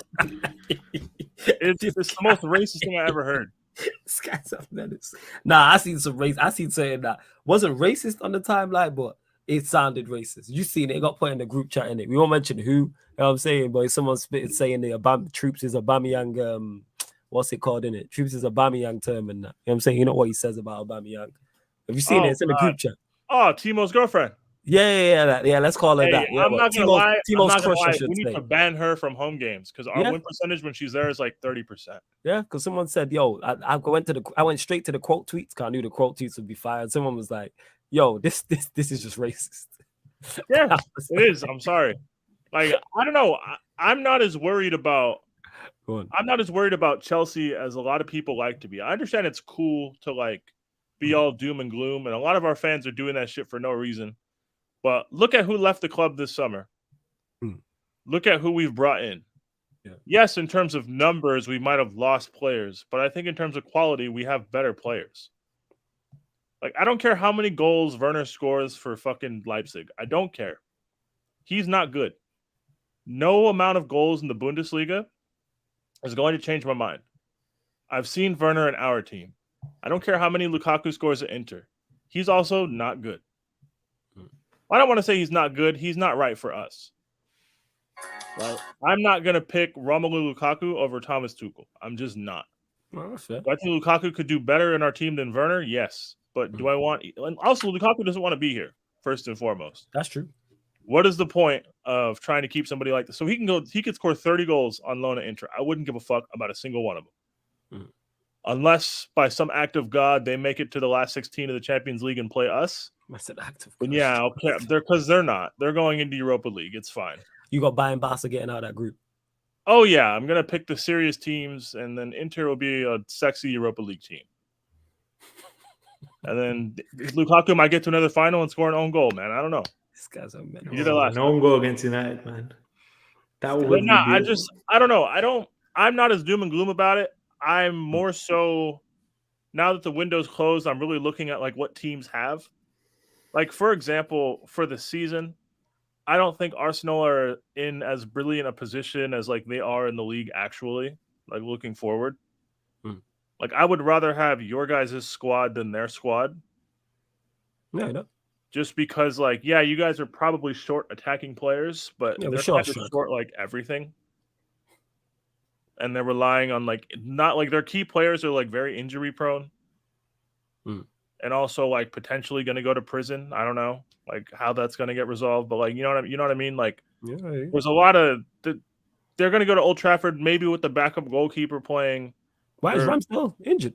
He's like some sort of fitness doubt. I don't understand. He did his hamstring. Like I think there was something. I don't understand how you do your hamstring as a goalkeeper. I'm sorry, I don't get that. I don't know. Like he was holding his leg or something. I kind of understand pulling your groin or something, but not your hamstring. I don't get it. But anyways, they might be down to Matt Turner, who I know sucks because he plays for my country, and yeah, he sucks. Yes, I don't care how many. Matt Turner that bad. Matt Turner is fucking terrible, bro. He's not good. I watched them girls as Nuremberg. They're playing the second Bundesliga. They're fucking terrible. And he couldn't say one shot. That's where he's over guessing on Matt Turner. Because he won the fucking CONCACAF Gold Cup as if that matters. Matt Turner is not better than Zach Steffen, who's also not good, guys. Jesus. So have fun. Right now. You guys are top of the league. Cool. Like, enjoy it. I get it. Like, yeah, I hadn't won shit for 18 years besides the fucking FA Cup, and we were top of the league at any point. I would also be shameless. I understand. But it's like, it's a long season. Very, very like, long I don't know. That's just the way I feel about it. Jez, how do you feel about your team? I think I know. Yo, Jez had one of them infamous rants the other day on the Q&A about Jez. Are you really? But Jez, I got to be honest with you, and this is not disrespectful at all. Are you really surprised that you guys dropped points against West Ham? No, it's not even that I'm surprised dropping points against West Ham, bro. I'm surprised we didn't drop points against Nottingham, bro. That's how bad we were, bro. I'm not even surprised, like, the way they're dropping points right now. One sec, I'll be back in a sec. Yeah, no stress, man. It's all good. Yeah, Jez lost the plot. For those that haven't watched the last Q&A we did, yeah, Jez went on a whole Conte out rant and he had enough. You know what I'm saying? He was letting M-bombs fly. It was a good 20-25 minutes on that Q&A. Go and watch it. And that's why I just like, let him go. Like, Sarcasm City is the place you get things like that off your chest. Peter's had many rants here. Baines, he's had rants here. I've had many rants here. Jez's as well in it. Like, this is the place to get things off your chest. We've all been there. I don't have negative rants about my team. Not about your team, but just ranting, just infamous rants in general. You don't necessarily have to be your team. I have rants about people who support my team. Or just common ideology that I feel plagues our fan base. See, Malcolm says it here. Jez's rap will forever be in the history books. Facts, because that's unlike Jez. Like he'll be need to see critical, this. but he'll be like that. Yeah. Like Jez But has last Q&A. the last Q&A. Yeah. It was the last Q&A. Hey, look, What's title? you know what? You know what? remember. Like Conte's teams, they just play like terrorists, dude. That's just what it is. That's what Jez was saying. You'll be playing some team in 18th with like 2 wins and 34, and then you have 37% of the ball, and you're like, why? Why? We don't need this. And then if you win, they'll call it amazing like mentality. If you lose, nobody will be like, hey, what the fuck? Like, wait, is it on YouTube? Yeah, it's on YouTube. Yeah, YouTube. The Liverpool score stoppage time winner. Is that the last one? The last Q&A, yeah. If that's the one. Yeah. If you guys want a timestamp, I don't know. I wasn't there. Yeah, I don't have a timestamp for it, people. Unfortunately, I don't. But no, yeah, it's okay. It's okay though, bro, because we're on an 11 unbeaten winning unbeaten streak right now. It's okay, man. Like we're playing around football, bro. But like we're unbeaten, bro, since last season, bro. Like it doesn't matter. I can't. Like good trophy, man. Good trophy. Hey, you know what, Jez? I don't even want to give like my. I don't rate your squad, but I told you this on like our first episode. Yes, you know, I agree with you though. Well, yeah, you do. I don't think... Like most people are like, "Oh, Tottenham's team is great. Their summer was great." Conte, there's a 3 out of 10 summer, bro. I said it in the Q&A already. It's a 3 out of 10, bro. Talk about it. I swear I saw a Conte quote today saying like this squad is like limited, or there's a gap between this squad and the teams at the top. Yeah, he said he was talking about running up the transfer window. He was let me actually put the exact quote up. Let me find it. But he said something how this team needs at least 3 more summers for actually challenging for the title. But 2 weeks ago, his stance were talking about this team can challenge for the league. They're seeing the quotes from Conte today and saying it will obviously going to take time to challenge for the title. And that's what I'm saying. Like, no, the flip flopping and saying no, they're trying to flip flop to what he said and said but it's been shown progress.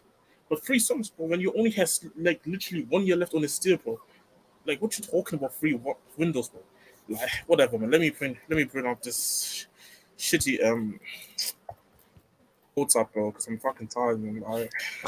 Today, I had to wake up to fucking Spurs fans today screaming Levy out and Enoch out, bro. But where the fuck was this the whole window? They're all upset not just because we didn't sign somebody on deadline day, because we didn't sign a centre back. By the way, we didn't sign a centre back because he wanted only Bastoni as left side of centre back. That's the only wasn't coming this summer. So he said, no, what, fuck it. Now let's get Longley on loan and get Bastoni next summer. Then he's not even there anymore. Fucking idiot, man. And these guys are like, but Longley is fine. No, he isn't, bro. No, he isn't. Like, he's a good backup. I don't have an option. I don't have a problem with him. It's the issue that we needed somebody there long term, in general, because Divas can continue playing that position anyway, bro. But I just keep seeing excuses after excuses made for so Conte can feel sorry for him, bro. I don't feel sorry for this guy, bro. If you really didn't like the window, you should have said something with doing the window, bro. No, you wasted my time, bro. You wasted my time from those. I don't have to see people like they're just being annoying now. Like it's just bad, bro. It's just bad. Speaking of bad summer windows, talk about it. Bakayoko got released from Chelsea this window finally. 5 years after being bought by none other than Antonio Conte.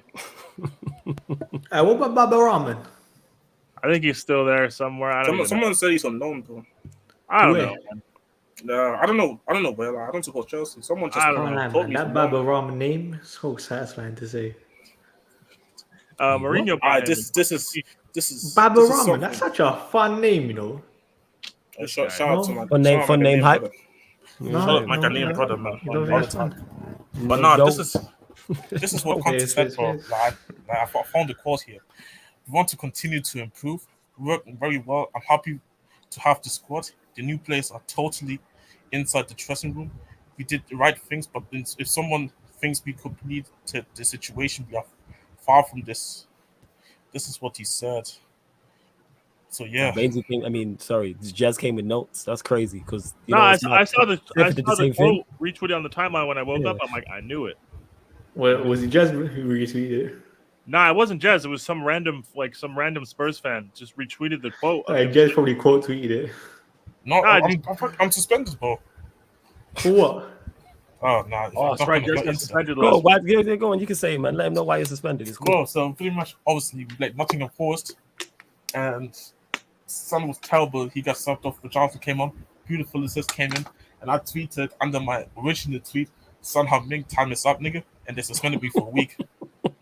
Hey, you know what was bad? Oh my god! You know Fuad. There was a Fuad tweet the other day about Son, and you know that Murad guy. Who? Oh, the guy that does those like little Love Island things. Okay, go on, carry on. I think I know who you're talking about. You know what? I'll send you the tweet if I can find it, kind of thing. Innit? But Flawless, check the private chat as well. Oh yeah. Calm. You cannot find me, bro. Like, No stress, Bainsy. Let them know where they can find you and stuff. You know what I'm saying? Because we gonna continue Just the show on. just go sub to StatmanBains. Go keep liking this video. Support the channel. And I'll try and find that tweet and send it to you because that killed me. But obviously, a lot of people probably will get cancelled for that tweet. But it's hilarious. Yeah. All right, Bainsy. Love every time. Yeah. You'll catch me and Bainsy back on Monday. People. Stats, Facts, and Vibes on his channel. 5 or 5:30. What time? 5 or 5:30. Yeah. You doing any watch alongs this weekend? No. I don't do watch alongs now, man. This guy How come you don't do watch alongs? I want to relax and watch games. You know how long it is sitting Hey, down? I respect it. Every time I do a watch along on Statman's channel, they would just start insulting me in the chat, calling me a stupid American. Every single time there'd be 3 or 4 guys. No, that's disrespectful. How dare they call you an American? But we move. That's unbelievable. It's absolutely No, but I'll be honest. You see, the last like 4 weeks, she's been sitting on the bed watching games. Nice, huh? Just so relaxing, man. Trust me, I know. You know what I'm saying? I'd prefer not to do watch-alongs, but the chat like them. So I'm a man of the people. See that, people? I'm a man of the sport. Me? Like, forget the people. I'm trying to look after myself. He's selfish. You know it's that people. I know. Selfish guy, you know. But let me enjoy my games. Don't want to help out the man. Cool. All right, big up everyone. Bless you. Love every time, Bainsy. My guy. Shit, where is it actually at? Is it this one? There we go. We can switch it around. Then this is it. Nice. Hold up. That's it. Oh, now it is. Yeah, that's it. Yeah. I got to change the color on that. Yeah. It's the same thing. Yeah. See that, people? Look at that. It's the second time we've had a lot has happened since we've done the show. Let's talk about it. I want to say I don't think we've won, but I think we did. You guys haven't lost, right? We out here. Yeah, you had the bulletproof vest on last time. Yeah. Oh, I was in the trenches. You haven't lost. We have lost. We lost Southampton of all teams, so we lost my second team. So I had to be done, man. I warned you all. It's fine. I don't want anybody bandwagoning for Southampton either. That's my thing. Yeah, I don't think you have any. I don't think you have any competition for bandwagon. Hey. Southampton. I'm just saying. Underrated top. But we packed Liverpool at Anfield. I won. Nobody celebrating with me. All right. Hey, I'd celebrate anybody's victory at Anfield, apart from City's, Arsenal's, Leeds. Also, side note, I don't know how Isak's second goal was offsides. That's exactly the same. I don't know how they called it offsides. That's the same shit they did to Lukaku in the cup final. They just drew one line that was arbitrarily offsides and said, nah. I was like, I watch it. I'm like, are we sure? That was the line for the black people, bro. Facts, man. Facts. I'm telling you, Jez. It was too good of a goal to just cancel it, man. Like, he slipped on like 2 months. Facts. But we all play. Oh wait, you guys play Sunday, huh?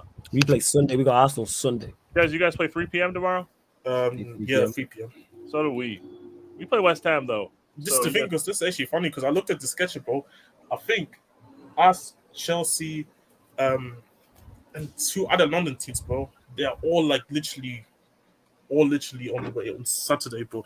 So it's kind of weird how the fixture list they kind of scheduled that from you're gonna see man probably fighting on the way to their stadium. But I don't know what they did. Yeah, blame UEFA for trying to condense the Champions League like this because we play on in the early kickoff, so we have to play Saturday.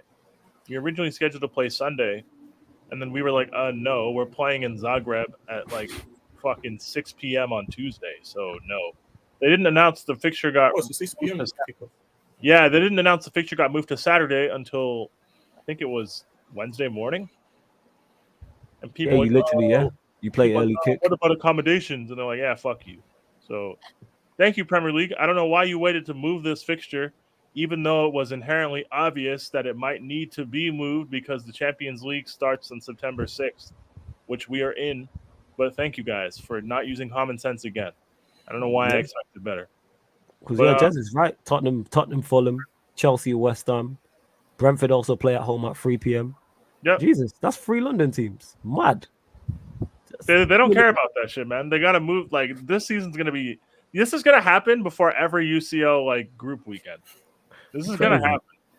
Yeah. You're gonna have random guys fighting on the subway. They're not even going to the same match. They're going to different ones. Like, The Basel, yeah. Jez, you confident going into your game? I suppose bro. Like, I'm looking the way Mitchell is playing right now. Like, bro, he's playing like he's actually good. So it's like, no, you got obviously they signed William. William this line. Hey, William, that be insane. They signed also Carlos Vinicius that we signed like 2 years ago. Loan from Benfica. They signed Carlos Vinicius for a loan. Yeah, I know they bought him. They bought him. Yeah, bought him for like 4.5. These bastards, because they wanted 40 million from us 2 years. Yeah, you guys can hold that, man. So like, obviously, them have done James as well. Like, we're literally every Spurs fan said we don't want this guy, and literally have the hashtags about no to done James. So now, like, there's at least like 3-4 players here that want to dunk on us badly, bro. Wait, Fulham have Dan James? Yeah, I'm known, bro. Yeah, Dan James and William is their wide options. What did I miss yesterday? What happened? It literally just all random because like these were supposed to get. I told you guys I haven't been here. Like what? I was saying like there was some random guy here that was supposed to go to Leeds. Then the deal got hijacked. Then he was supposed to go to Nice, but then he failed his medical twice, and then he's staying in Marseille. Hey, he can hold that too, man. I know. it's kind of weird. Like if I'm him, like I'm kind of feeling awkward. I kind of like the whole situation having to go to training again. And like, yo, I'm back. Yo, if I ever tried to force a move and I didn't get that move, I'd be so awkward in training. Yeah, of course. That's very awkward for everybody involved. Hey, Ronaldo, you got this mystic move. Where was that guy in the chat telling us he was going to? Oh, James. Yeah, he was here Thursday. He was here yesterday. You know what I'm saying? And he just tried to bypass it. I was like, interesting, James. Interesting. Nah, he was saying all this about how it's definitely going to happen, all of this stuff. James Jones, yeah. In his defense, he's normally here daytime. But yeah, he'll be here. I was just like, what the heck? I was he's usually like he was there at least. Like there's certain guys like Don KGB who doesn't turn up at all anymore. Oh yeah. Don KGB. No, but I did say though, like nobody wants fucking Cristiano to pay him money. Like I said, the only way he's leaving United if he determined his contract. I don't just see him leaving on a transfer. All right, so is he like assuming everybody's fit? Does he start? Who? Ronaldo? Absolutely not. No. How we're utilizing him right now is the best to get out of him. The reason why I was so adamant about getting Ronaldo out of the club is because he said he wanted to leave. Ronaldo didn't say he wanted to leave. I said for the longest, he should be a squad player. Against Southampton was the perfect way to use him. He almost scored. I think he almost set up Eriksen and he almost scored twice. That's the perfect way to use him. You're a goal up, you bring on Ronaldo. Because with space, he can still finish. He's still smart enough to make runs and things of that nature. But starting week in, week out is a wrap. And we see that. Even Rashford, who's not a 9, you see what Ten Hag is trying to do in terms of he's just going with the players who have energy and can move and are quick. That's why you see Elanga play. That's why you see Rashford play. And you can see that's why it was so important that we signed Anthony as well. That balance over that side and some more skills. So it's Anthony one side, Sancho the other, probably Rashford through the middle. That'd probably be our front three for the season. Over the Munibai, no. Because I'm not a fan of Rashford up front. But he's the best we have. Because Martial can't stay fit. And Ronaldo's not it. Will there be games for Ronaldo? Absolutely. But going forward, probably not. But Europa League, I think Ronaldo will do fine in. He'll probably score on Thursday against Sociedad. Why are you laughing? I need to see him starting one game in Europa League. Yeah, he gonna do well. Running Ronaldo out there against some random guys from man.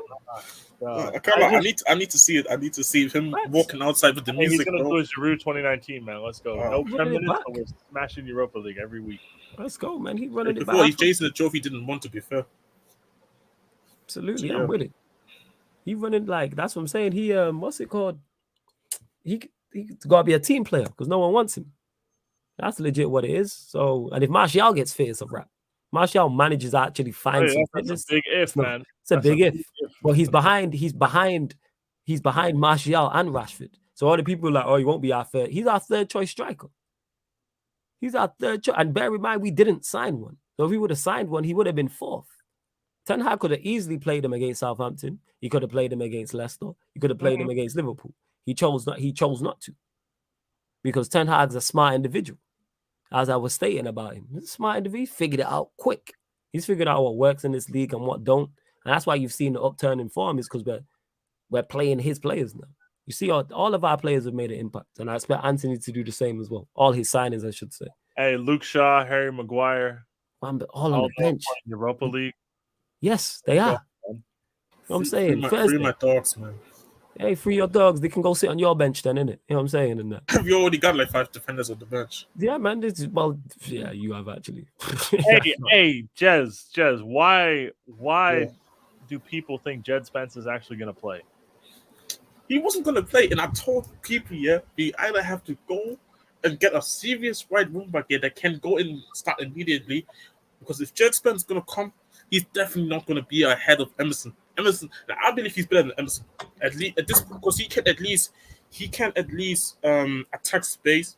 He can dribble with the ball, and he's quite actually fast as well. He's quite rapid as well, so he can move up the pitch. But I know with Conte, he's not going to play players that he feels they don't have the experience and the understanding of his system. And the funny thing is, bro, he's only 1 year younger than Emerson.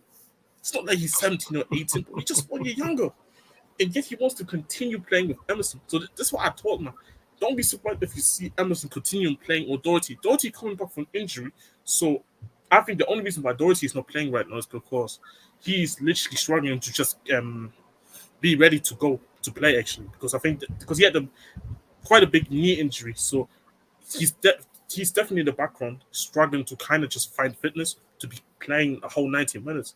So if he doesn't play tomorrow, I don't even think then on the weekend he's even going to, on the midweek against Marseille, I don't think he's going to be fit to go. So, yeah, man, it's a struggle, fam. But it's a good signing because for the future, fam. Like, it's for the project and that. But Conte has 1 year left, bro. Nice project. Like, fam, the way they're getting finessed by Conte and Paratici, bro, it's actually crazy how they just keep getting finessed about all these things, bro. They're thinking that us going into the season with Davis and Dyer is fine. Like, and they want to go and blame the owners and Levy for this. But in my opinion, bro, like, if he really wanted better, then he should have gone and demanded that during the window. Like, I seen Tuchel legitimately come and literally slander his attackers, bro, out there. So why can't, apparently not Tuchel, I mean, Conte's the type of manager that everybody told me if he doesn't get what he wants here, he's going to leave. But instead, he chose to be quiet and talk about how good the signings are, and then wait until the end of the window to talk about how this team is far away from challenging for a title. But yeah, no fucking shit, fucking genius, bro. Of course, the team is not ready to go from, because you don't want to buy a centre back. You want to continue with Derek Dyer and Davis, bro. You want to continue playing two midfielders in midfield. When you clearly can tell these guys are struggling to hold possession, you want to continue playing Emerson, bro. So that's on you, bro. I don't feel sorry for Conte, bro. I don't. Like, people say, why are you so angry at Conte, bro?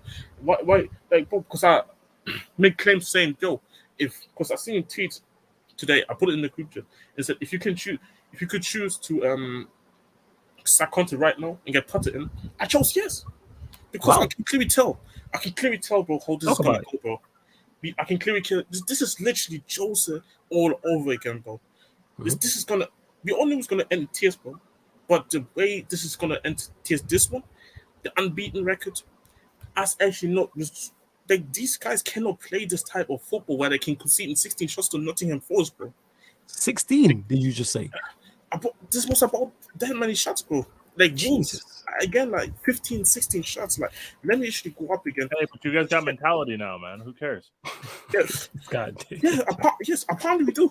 Apparently we got mentality. I said apparently we do. Apparently we do, bro. Apparently we do. Hey, who needs the ball? You got mentality, man. Just slap that shit. See here, Wolves. Bro, hey, mentality with the splash of Kane brilliance, 1-0 win. Let's go, man. Bro, 20 shots here. Three on target for Wolves. That was the game before. Sorry, Jesse. No, don't worry. That's not said the same thing to Eden Hazard. He took Hazard in the best form of his career, kicked out Diego Costa, and gave him Alvaro Morata as a strike partner. This terrorist. I said, who needs the ball when you have been telling You know when we had a midfield in 17-18? Bakayoko, N'Golo Kante, Wash, Cesc Fabregas, and Daniel Drinkwater. That was our midfield, this terrorist. We played 3-5-2 for a good half the season. Our only attackers were Morata and Hazard on the pitch. You guys think Tuchel is terrorist? You guys must be new here. You guys must be new. Go on, Jez, carry on. Because now I'm just looking at the statistics, bro. Bro, we conceded 56. We gave Nottingham Forest 56 possession of the ball, bro. Yep. 17 shots and only one on target. But when you look at the shots that they had, certain ones, if you didn't just close down fast enough, bro, could have been legitimate goals from Wolves. 20 shots in total, 3 on target, bro. I'm sorry, like you guys scam Wolves. I don't care what anyone says. Literally, bro. They literally, did, like, bro, I had to rewatch the game because I know I'm not going to 12:30 kickoff, bro. You think I'm waking up with that shit? Nah. I knew this was going to be haram, but I have to wake up early on a Saturday. Are you mad? And like, it's just so. You can't tell me you want to play this type of football with these type of players here and expect here that this is going to be fine for continue like this. You can eventually. So good. Hold on. Yeah, it's cool. You go and carry on. Nah, but eventually, bro, this cannot continue. These guys will struggle, bro. Like, these guys will actually struggle to just break them, eventually just go because to keep this up because, again, the quality of these guys is not good enough, bro. Yeah. And you can't tell me you can. Like, the only game we actually hold possession quite well was against West Ham. But let's keep in mind, bro, West Ham, they should have won the game. They should have won the game, bro, with the last chance that they had, bro. I don't know how they did not. I have Jared Bowen at FPL, and this criminal is not getting any points. These farmers at the back post can't score. 2 times put the ball across goal, and there's nobody there. I'm like, you fucking assholes. I hate West Ham. Literally, bro. Like, they should have won that game, bro. I didn't understand how they did not convert that chance, bro. So for me, it's like, bro, you can clearly tell the issues here. But people say, yeah, but look at the way we have a mentality monster. We don't lose games. We are unbeaten for like 11 games since last year, bro. Cool story, bro. Nice trophy for that. Nice trophy. This is not going to win us a trophy. This is not going to... The way we play, this is not going to win us a trophy. Gone, yo. Bro, we can play like this for the rest of the season. Go unbeaten, and I'll tell you we're not winning a trophy. Like... You know the crazy part? Yeah, go on, just carry on. Nah, this is first of all, literally about to finish because now I have to go into the season. I have to watch Davis and Dyer trying to progress the ball forward, bro. It's gonna be painful, bro. It's gonna be painful. This is just so stinking. And I'm seeing people in the group chat here. On the same day, Haaland is chopping another hat trick, and I've seen somebody in my group just say like, "Don't be surprised if Haaland's gonna outscore Kane." Of course, he's gonna score Kane, bro. You see the chances he's creating for him, bro. Kane literally has to create his chances and chances for us to score. You think Haaland is not gonna outscore Kane this season, bro? You must have been dumb if you didn't thought that. Kane is not gonna outscore Haaland, bro, because he has he's our best creator and he's our best forward, deeper, bro. And he's a striker. He's a striker. He's supposed to score goals. But now, we're trying to be criminal here. We're trying to do slave work, coming deep here, pause, just for him, just to create for others. And if I talk about Son, Jesus Christ, fam, like... Talk about Son, man. Get to it, man. We won't ban you here. Get to it. I always said, fam, this guy is the definition of purple patch, bro. That's why I can consider him a good player. I can't consider him world class. And if I say... Bro, South Korea just bumped me, bro. They attack me, bro, when I say he's not world class because this the number one star from. Nah, because it's like I don't know who I can use as a good example. It's like Cristiano, kind of like if you slander Cristiano, you're not a real fan of him. Yeah. Been there. Yeah. It's the same type of shit, bro. It's like Mason Mount, man. Yes. Literally, we're gonna talk about that. Literally, bro. It's the same thing. Like it's cool. Like your favorite player can't be slandered, bro. Your favorite players can't have bad games. But why can't you not slander them for having bad games? Like people think I'm racist.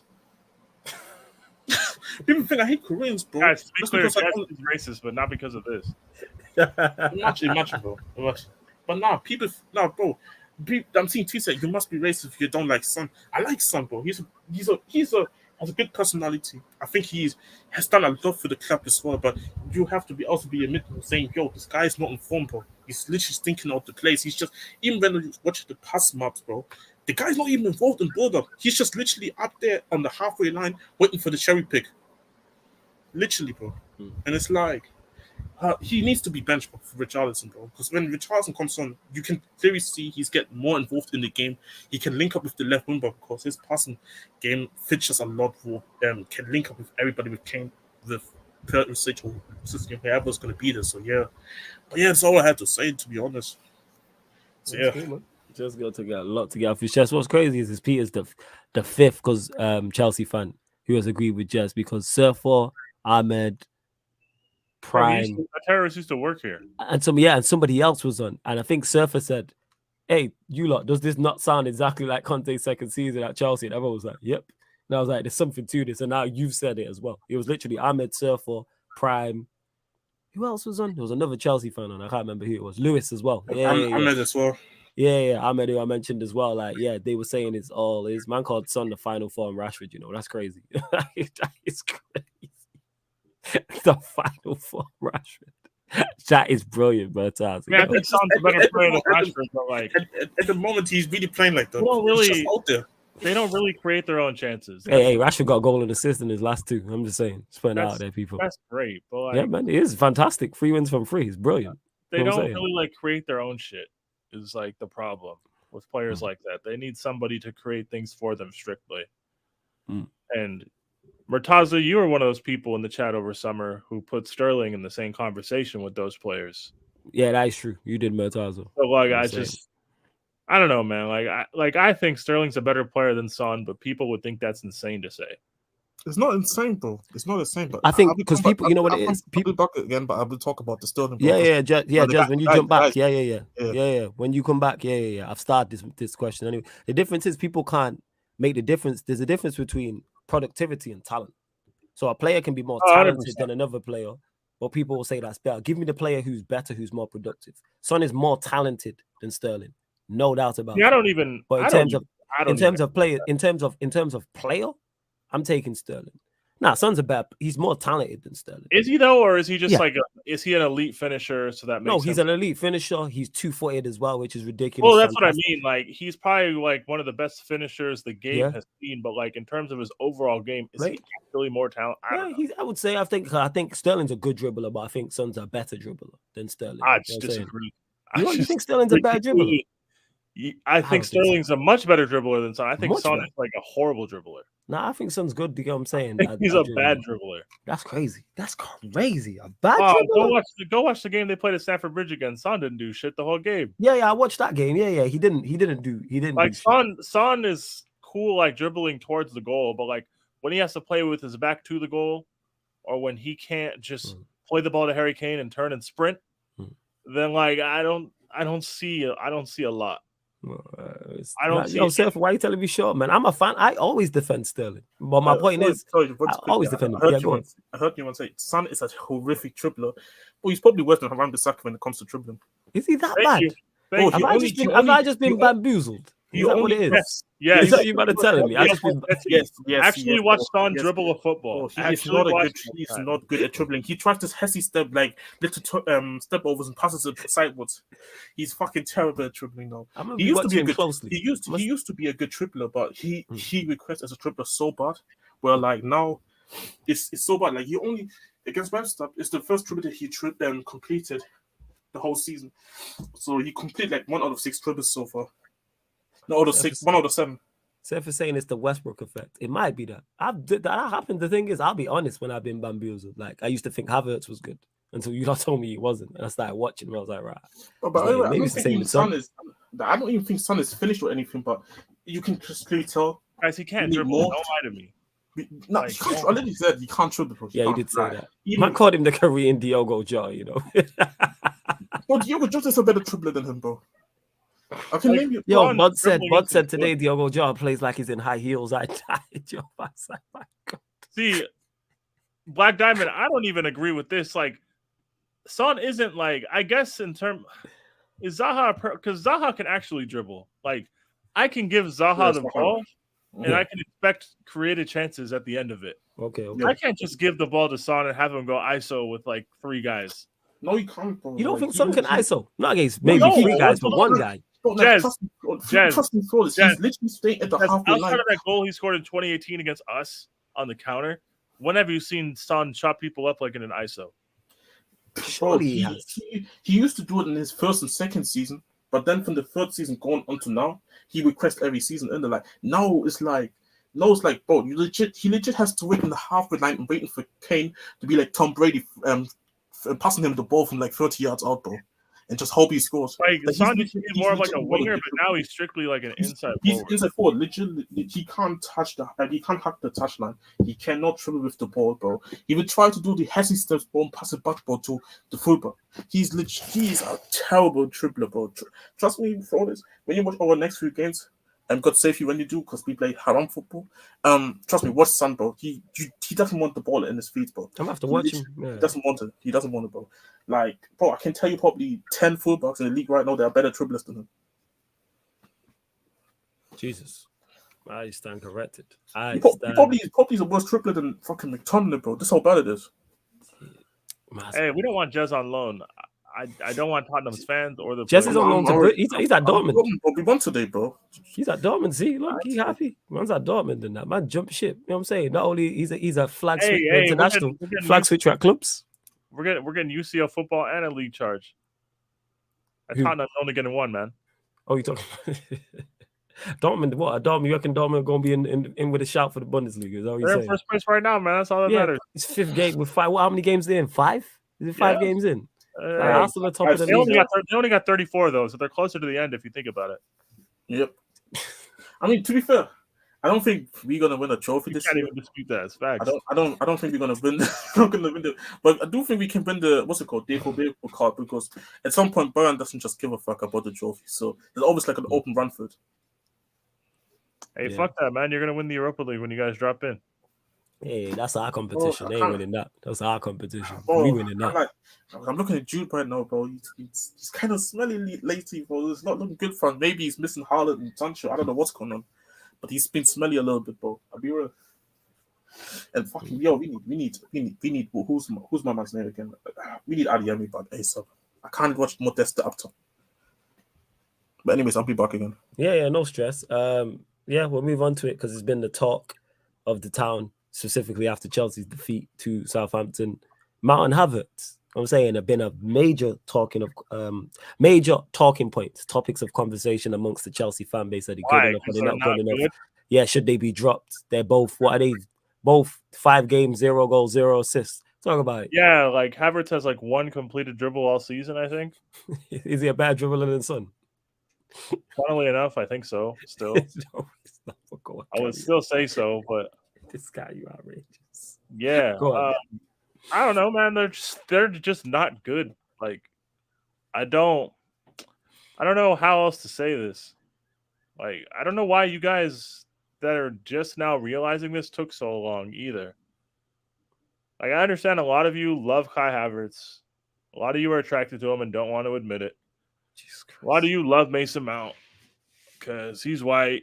You might be white. All like identity politics, and like he represents something you could visualize in your dreamland of playing for Chelsea. All that shit, right? I get it. They're just not that good. Like, they're just not good. And that's okay. That is okay. Stop expecting them to be good. Lower your expectations for them so they don't upset you as much. Like, that's what I would do. Hey, I don't get annoyed when Mount and Havertz suck because I don't think they're good. And you can tell me system, blah, blah, blah, Tuchel this, play more attackers. We played a back 4 against Southampton and lost. And they looked just as shit. They did. Taking a center back off the pitch and putting on an attacking player isn't going to make you play better. That's not how things work, right? If you can't show me the basics in a position, if you can't show me the absolute basics and a level of consistency, why am I going to take my limited sample size and extrapolate and make positive assumptions in a more ideal system? Mount is a shitty decision maker in the final third. He also lacks vision. I'm tired of arguing with people about this. People try to push back on the second claim. They say, oh, he's just a poor decision maker. Either of those things are bad as an attacking player. Thanks. Bad to be a poor decision maker. It's bad to lack vision. I think he's both. My only problem is you don't get better vision as a final third player as you get well into your career. He's been playing professional football since 2017 now. This is his 6th full professional season. This isn't something he's going to wake up with tomorrow and magically improve. He is what he is. We see attacking players peak much younger than defensive players because football is inherently a proactive game. It's easier to dictate than to be dictated to and have to read and react. That's why you don't see many 20-year-old world-class center backs, but you'll see 20-year-old world-class strikers. It's just how the game works. So, no, I don't understand why people think things like vision are going to get better with Mason Mount. They're not. This is what he is. I did the stream. I did the Agenda FC episode over summer. I called him Sexy James Milner. That's what he is. Stop expecting him to be Brexit Kevin De Bruyne. Stop. He does not have that. He does not possess those minerals. He does not have those tools at his disposal. Stop it.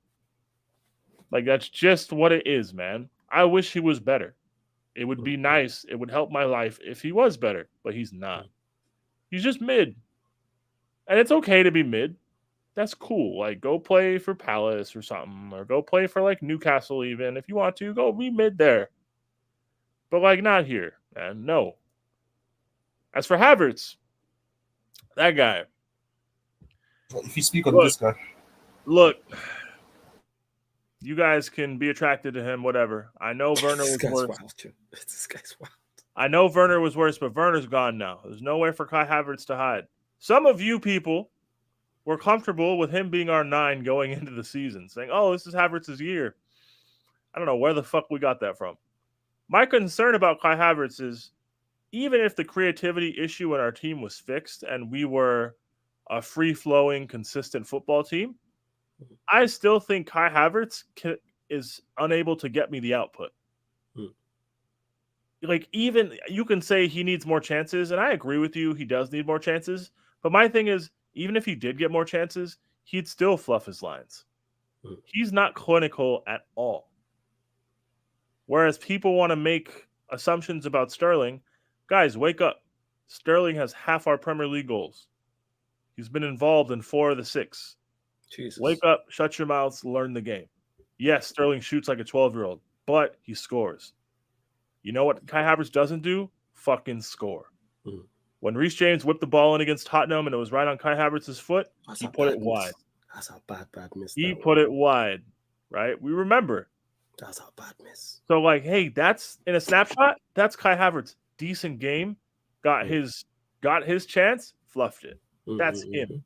If you want that to be our 9, expect that. Yeah. Don't expect clinicalness. I don't expect clinicalness from Sterling, but what Sterling does is he makes his own chances, combined with being on the edges of other chances, right? Sterling was Danny Ward stud away from having a hat trick against Leicester. You guys can slander Sterling's shooting technique all you like. It looks funny, but it scored him damn near 100 Premier League goals in his career. So we can cry about technique and aesthetics all we like, but guys, somebody somewhere in this front line, we're kind of the opposite of Tottenham. We have like no output outside of like one person, whereas like their entire team is their front line. Yeah. Anywhere else, like if you could combine the two, you have a fantastic team.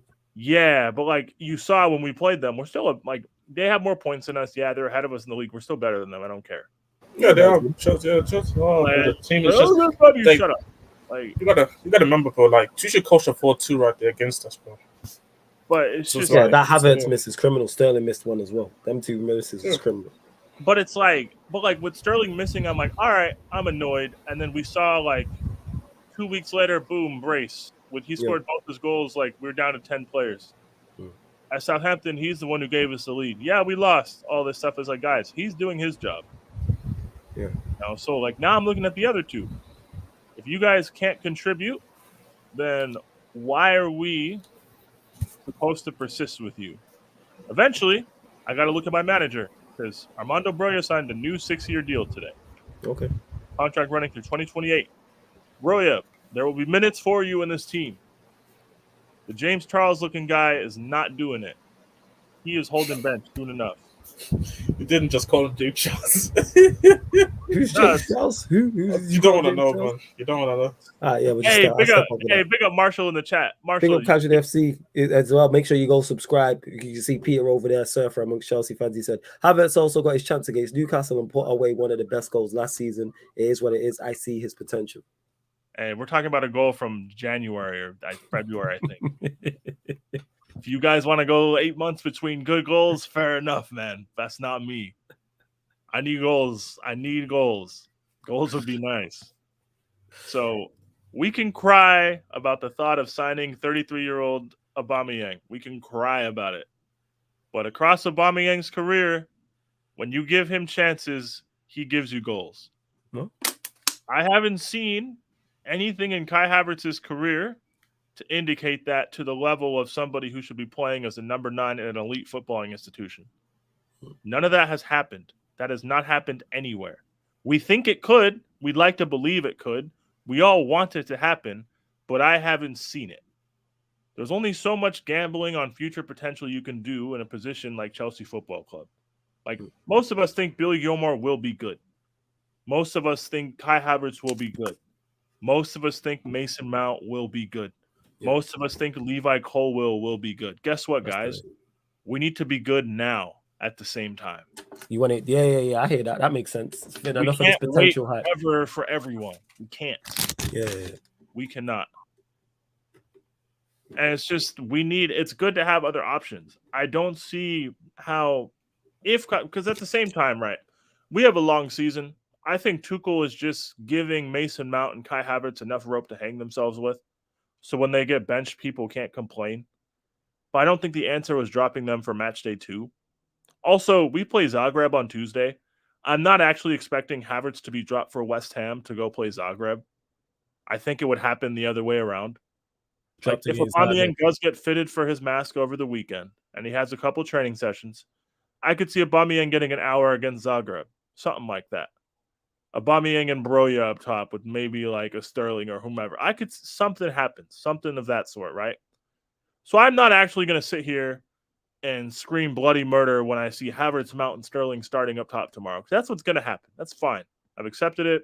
I'm cool with it, whatever. Just make the rotations over the next week, and then we'll be good to go, man. Like, I don't see an issue with it. But I do think we are going to see rotation in the near future. That's fine with me. I'm not as concerned about it. I've accepted where a lot of these players are in terms of their actual level. I also think our squad this year is better than the squad was last year, despite what people want to say. Okay. Like, I don't think that's a crazy take either. Like, we have somebody in the front three who can actually score goals now. Yeah, that's fair. We didn't have that shit last season. So, Reece James is going to sign a new deal in the coming days, so that'll be good. He'll get a new 6-year extension. Broya signed a new deal. Batshuayi left. Kennedy left. Malang Sarr is on loan. Ross Barkley's contract got canceled. Werner's gone. Emerson and Alonso are gone. Lukaku is probably never coming back. Bakayoko's gone. There's a throwback name. But yeah, guys, I think the window was good. I think our team, now that the window's closed, I think we'll pick up form a bit. Getting some players into the fold that we can actually use in midfield, I think would be good for us. But we signed Fofana as well, officially this week. I forgot about that. A lot of things have been happening, guys. My bad. But I don't know. I'm not as negative about it. I think we'll win this week against West Ham, mainly because West Ham played a very demanding game on Wednesday against Tottenham, and we had an extra day to recover that they didn't have. I think it'll be more a fitness thing more than anything. So I think we'll win. I'm not saying it'll be like 3 or 4-0 at all, but it might be a nervy win. But I think we'll get 3 points, and then it'd be good to go back into the Champions League, man. I'm excited. I'm actually excited about the season. I haven't let like a weird August derail my excitement. Must be nice, man. Hey man, you guys got Marseille, right? Yeah, we got Marseille at home, bro. Hey, good luck, man. That's not gonna be super easy. It's not gonna be easy. It's not gonna be easy. Yeah. And someone in the chat, bro. Obviously, I didn't have the chat open, so Donny, bro. Yes, I can actually talk about something positive about Spurs, but I don't talk about positivity. Yeah, I'm not trying to be fake positive, bro. When I don't see anything, bro. So yeah, shout out to you, Donny. There you go. Just being honest with it. You lot continue to get your questions in. They can be Chelsea, Tottenham, or Manchester. Just keep them Chelsea, Tottenham, Manchester United related. You don't necessarily have to go to the panelist of that club. So you might have a Spurs question for Peter. You may have a Chelsea question for me. You may have a United question for Jez, or a question for all three of us, or two out of the three of us.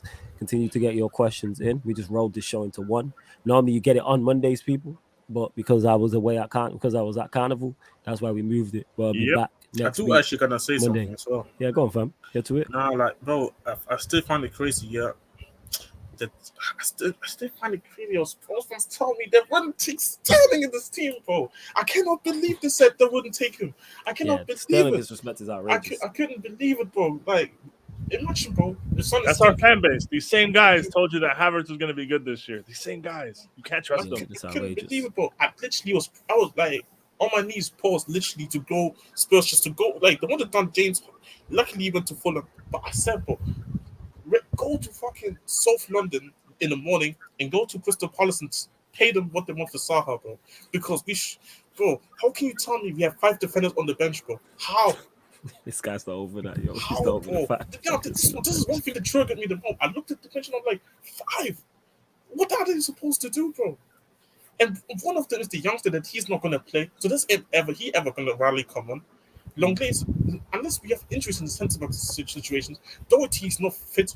But he's fit enough to be on the bench, but not fit enough to be playing 90 minutes. So we had a bench of just nothing, bro. So what, you want to go and get fucking nobody to come in and play? Like, our only option from the bench right now is Richarlison, which I don't even hate right now because he's actually doing something right now off the bench. I've been actually praying for somebody to come off the bench and bring an effect, bro. But all the others guys, we didn't allow Lucas Moore to leave the club, bro, on deadline day. I cannot believe they did this. I cannot believe they let Lucas Moore not leave, bro. They didn't let Brian Gill go. Yeah, Brian Gill, he posted some shit about how on his Instagram, and I feel sorry for this kid, bro, because he was finesse, bro. He was finesse coming into this club because he just wants to play football. Like, he wants to play football, bro, and he wanted to go on loan to Valencia. The club didn't let him go because they couldn't get a replacement. And the funny thing is, replacement my ass, bro, because the guy's not even going to play. So what's the point? What's the point, bro? Like, you're not going to play the guy anyway. So what's the point of replacement? It's like not having somebody anyway, though. Like, the guy just this club just stinks of lies, bro, and just people trying to be fake positive about everything, like about the whole situation. And the funny thing is, here, I'm not even not doing all this Levy out, Eni out thing because I think the club did try their best, bro. I just think Conte wasn't demanding enough. I don't think he wasn't demanding enough of what he wanted. He would rather just wait and get certain signings in next summer. Like, he thinks he's a Chelsea or a City or Inter Milan where he can get every player or most players in the world, bro. He needs to understand the levels that he's at, bro. He cannot get every player that he thinks he can get at this club, bro. Oh, he didn't do. He was delusional at Chelsea as well. Like, this isn't a like. This guy wanted Van Dijk, Raja Nainggolan, Alexandro. He basically wanted a Koulibaly all in the same summer. Like, use your brain, genius. Use your brain. No. And then he wanted Lukaku on top of that. This guy wanted to spend £300 million in that summer. And then we were like, no. And then he was like, oh, how dare you? Meanwhile, this guy told our 2-time league-winning striker to not come back for preseason. Exiled him to Brazil before we got a replacement in. That's what this guy did. I can't lie, bro. Like, that Night-long signing would have been like the Arturo Vidal signing that he did for Inter. Like, yes. He was good at the time, but you can clearly tell he was on the decline, bro. Yeah, so the club rightly were like, hey, we don't want some of these players. And then everyone's like, what? And I'm like, yeah, guys, that's how football works. That was still the time when fucking Koulibaly was like 90 million, some shit as well. I remember. Koulibaly was like 90 million pounds. Lukaku would have been like fucking 70 million pounds. fucking Van Dijk was like 75, and I'm like, guys, do the math. That's 3 players, and he wanted Alexandro as well. Like, oh, get Conte all these players. I'm like, no. Alexandro, the left back, the Brazilian left back. Yes. Oh, he dodged the bullet from. He's terrible. Yes. So it's like, hey, Antonio Conte, I know you want your guys, and I understand that, but like the genesis, like the whole point of modern day management, you don't always get everything you want as a manager. That's not realistic. This is where you're supposed to have a plan B, bro. Yeah, you work with what you've got. But this no is matter what you're who you work, no matter who you work for, at what level and what expertise you have, no one gets it all their own way in the transfer market. Madrid didn't get Mbappe like they thought. They had to pivot. We didn't get Koundé or Rafinha. We pivoted. We ended up with Sterling and we ended up with Koulibaly. Yeah, we didn't get De Jong. You guys didn't get De Jong. You got Casemiro.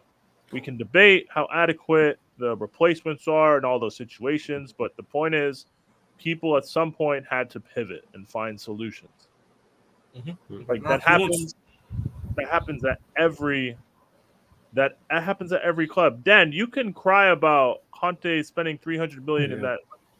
Dan, you can cry about it all you want, but Conte wanted to spend $300 million while having a settled team and essentially forcing a good load of this squad to have to find new moves or sit in the reserves. We had 2 center backs leave for free. We had 2 strikers basically ask out of the club. So we're missing 4 players who played major minutes last season to begin with. Is it Werner and who's the other striker? Werner and Lukaku. Oh yeah, Lukaku. I forgot about Lukaku. They're both gone. Yeah, he plays. Yeah, Lukaku. Yeah, I forgot. That's how much he just, about Lukaku. Crazy. I just forgot. Yeah, like also I actually forgot he's a Chelsea player. Yeah, man, it's mad. Chilwell's not fit, so it's like you have a wingback opening, you have 2 openings up top, you've got 2 center backs that you need to replace. That's 5 players already. If you think Chelsea could have just in 2017 called De Laurentiis and said, "Give me Koulibaly," and gotten him for anything under 90 mil, then I don't know what to tell you. But that's not how football works. It didn't work with us. I don't know why Conte would even think it would work at Tottenham. Oh, he's a serial villain, apparently, bro. Oh man, this guy never. So that's what he is, man. But this like, and just because we don't get certain signings, and he would just persist with the certain signings he would rather keep. Bro. Trust me, if he didn't make Champions League football, oh boy, from Perisic would not come, probably still playing Cissy Young at left wing back, bro. This is how bad it would have been. Trust me, like I'm seeing Sonny Yolo, bro. Did you see his injury record, bro? The guy had like 2 back-to-back ACLs, and he wanted him, bro. And Roma wanted us to pay 50 million, and Conte's like, yo, get him. What are you talking about? A guy that is clearly injury prone, yeah, hasn't shown in the last few years yet he can stay consistent, and he doesn't even put up the numbers for a creative player, in my opinion. So what did he thought there? Bringing in Sonny Yolo is going to be a right idea for him, and James Maddison is not going to be a guy, bro. He thought Sonny Yolo's the guy, but James Maddison doesn't, bro. Fair, cool, man. Like, bro, like I don't know what to tell you, Spurs fans, man. Like, I'll be real, bro. Like, it's looking peak for you guys, man. It's looking peak. Yeah. Hey, C1, what you be? I always be answering questions. What are you talking about here? Always. I don't know what this guy's on. I might miss some, but yeah, I always answer questions. You know what I'm saying? Like, that's what it is. So you lot continue to get your questions in. Did you ask me anything, C1? Or you were just putting up apologies to Sancho? That's all it was, isn't it? Because you were trying to run bands. That's what it was. But you know, C1's a weird guy from like he loves standing in Sancho, but when he does well, then he's here for like he's like always been a day one. Yeah, he's like, I should slander players more often. It's like, no, he's in a much Ray, why do you think Thomas Tuchel is getting a pass? Yeah, facts. So he says facts. So if managers don't always get what they want and have to work with what there is, why is Tuchel getting so much passes? Before this summer, Thomas Tuchel made one permanent signing, and it was Lukaku. And that's like, Thomas Tuchel came out and basically said he wanted Haaland, and they couldn't do it. Is that what he said? I didn't know he said that. Like, more or less, he said, yes, it's true. We were in the chase for Haaland in 2021, and we you got linked. Yeah, you lot were linked with him the whole summer. The clubs couldn't. Well, Dortmund knew that Dortmund didn't want to sell him. Like Dortmund didn't want to sell him for the price we wanted to buy him at, essentially. Okay, so that's why Lukaku ended up at Chelsea.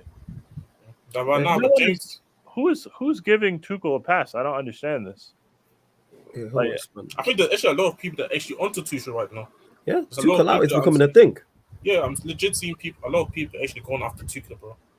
I don't know. I didn't know asking for time and patience to see if a manager's signings bedded into a team and improved it was giving him a pass. But the funny thing is, most of the signings he signed this summer so far, they're all performing, bro. Most of them. I don't know, Jess. I don't see where I don't know. You and me both. Maybe that's the way we see it. Maybe we're crazy. T1, ask the question again. Sorry to cut you off, Jess. I'll get to it. You don't care about your question, man. I'll be real. Don't ask that shit. This is Tuchel's gonna get judged off this 100%. But to judge him harshly before this over a lot of stuff that was not really in his control, I guess you can. I understand we're Chelsea and we don't do the whole give managers time and patience thing. People will ask for that for their own managers, but when it comes to discussing Chelsea, it's, oh, you have to do this. You have to do X and Y if you spend X and Y. And I'm like, okay, if we're going to open that rabbit hole, everybody looks hilarious by that logic. Oh, yeah, I can say, hey, Manchester City, you spent £1 billion. How come I don't have a UCL? You can say, hey, Man United, you spent £1 billion since you won a league. How come I don't have shit? You could say Tottenham, that's hilarious. Don't even get me started on why you guys don't have shit. Hey, Arsenal Football Club, how come you guys have spent 1.3 billion since you last won a Prem? All these statements can be made. They're empty statements. I don't. Murtaza, if you think Todd Bowley is going to sack Thomas Tuchel because of fan pressure, then I don't know what to tell you. That's not going to happen. Todd Bowley's not going to get sacked during the season unless it gets so catastrophically bad that he has to go. He would be needing literally mid-table and below for me to be even, I think. He has 2 years left on his contract. It would make the most sense to let him manage the season and then not extend him and move him on.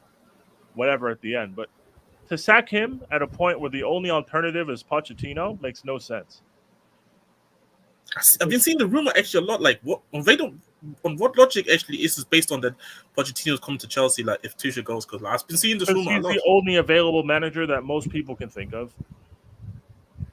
But that's a downgrade. Yes. People just want something different. They don't necessarily want something better. They want change for the sake of change. They don't want change for the sake of improvement. That's fair. They just want something different because they think with Poch and us playing a 4-2-3-1, we'll get better results. I'm like, oh, yes. A Maurizio Pochettino who failed miserably following up Thomas Tuchel at PSG. That's why I want to replace him at Chelsea? No. I don't know, man. I don't think Poch is a shit manager, but but it's not easy. He has definitely struck his stock spot where I don't think Chelsea should be the next move after PSG. He needs to kind of come down again. And go to I said Dortmund would have been a good club for him to go. He needs to take a break, man. But no, our fans we're not used to giving time and patience. That's one thing we don't have. So, we get 2 bad results consecutively, people start talking about managerial changes. Never mind, all the weird shit our club has been through over the last 8 months. Never mind that. It's, Tuchel has to be doing this, and that. I'm like, hey, guys, it's the beginning of the season. We might just be okay. It might not be that bad. It's not as bad as everybody is pretending it is. We have West Ham at home, Fulham away, and then Liverpool at home before the break. We play Salzburg at home, and we go to Zagreb in the UCL by the international break. If we win 4 out of 5 of those games, are people spending their September international break talking about Tuchel out? Absolutely not. No. No. You know how reactionary it is. Also, we can talk Tuchel out, but there's nothing to suggest we can get a better manager to replace him. I'm always down to replace managers with better managers. You're down for change, for improvement. Yeah, I'm down to get better managers. If you told me Hansi Flick left Germany after the World Cup, I'll take him. I'm in. I'm cool. I love Tuchel, but I'll swap German managers. I don't mind. But it's you need to bring me a better manager. If you can bring me Hansi Flick, if you can bring me Luis Enrique, I'm cool with it. But if I'm going to kick Thomas Tuchel to the curb for somebody like Mancini or Pochettino, I don't really want to do that. Fair enough. I don't know, man. That's the way I see it. But also, being negative about Chelsea is like a good way to get engagement. Yeah, that's every club. Yeah. Everybody. But Yeah. like because we don't have a structure really right now.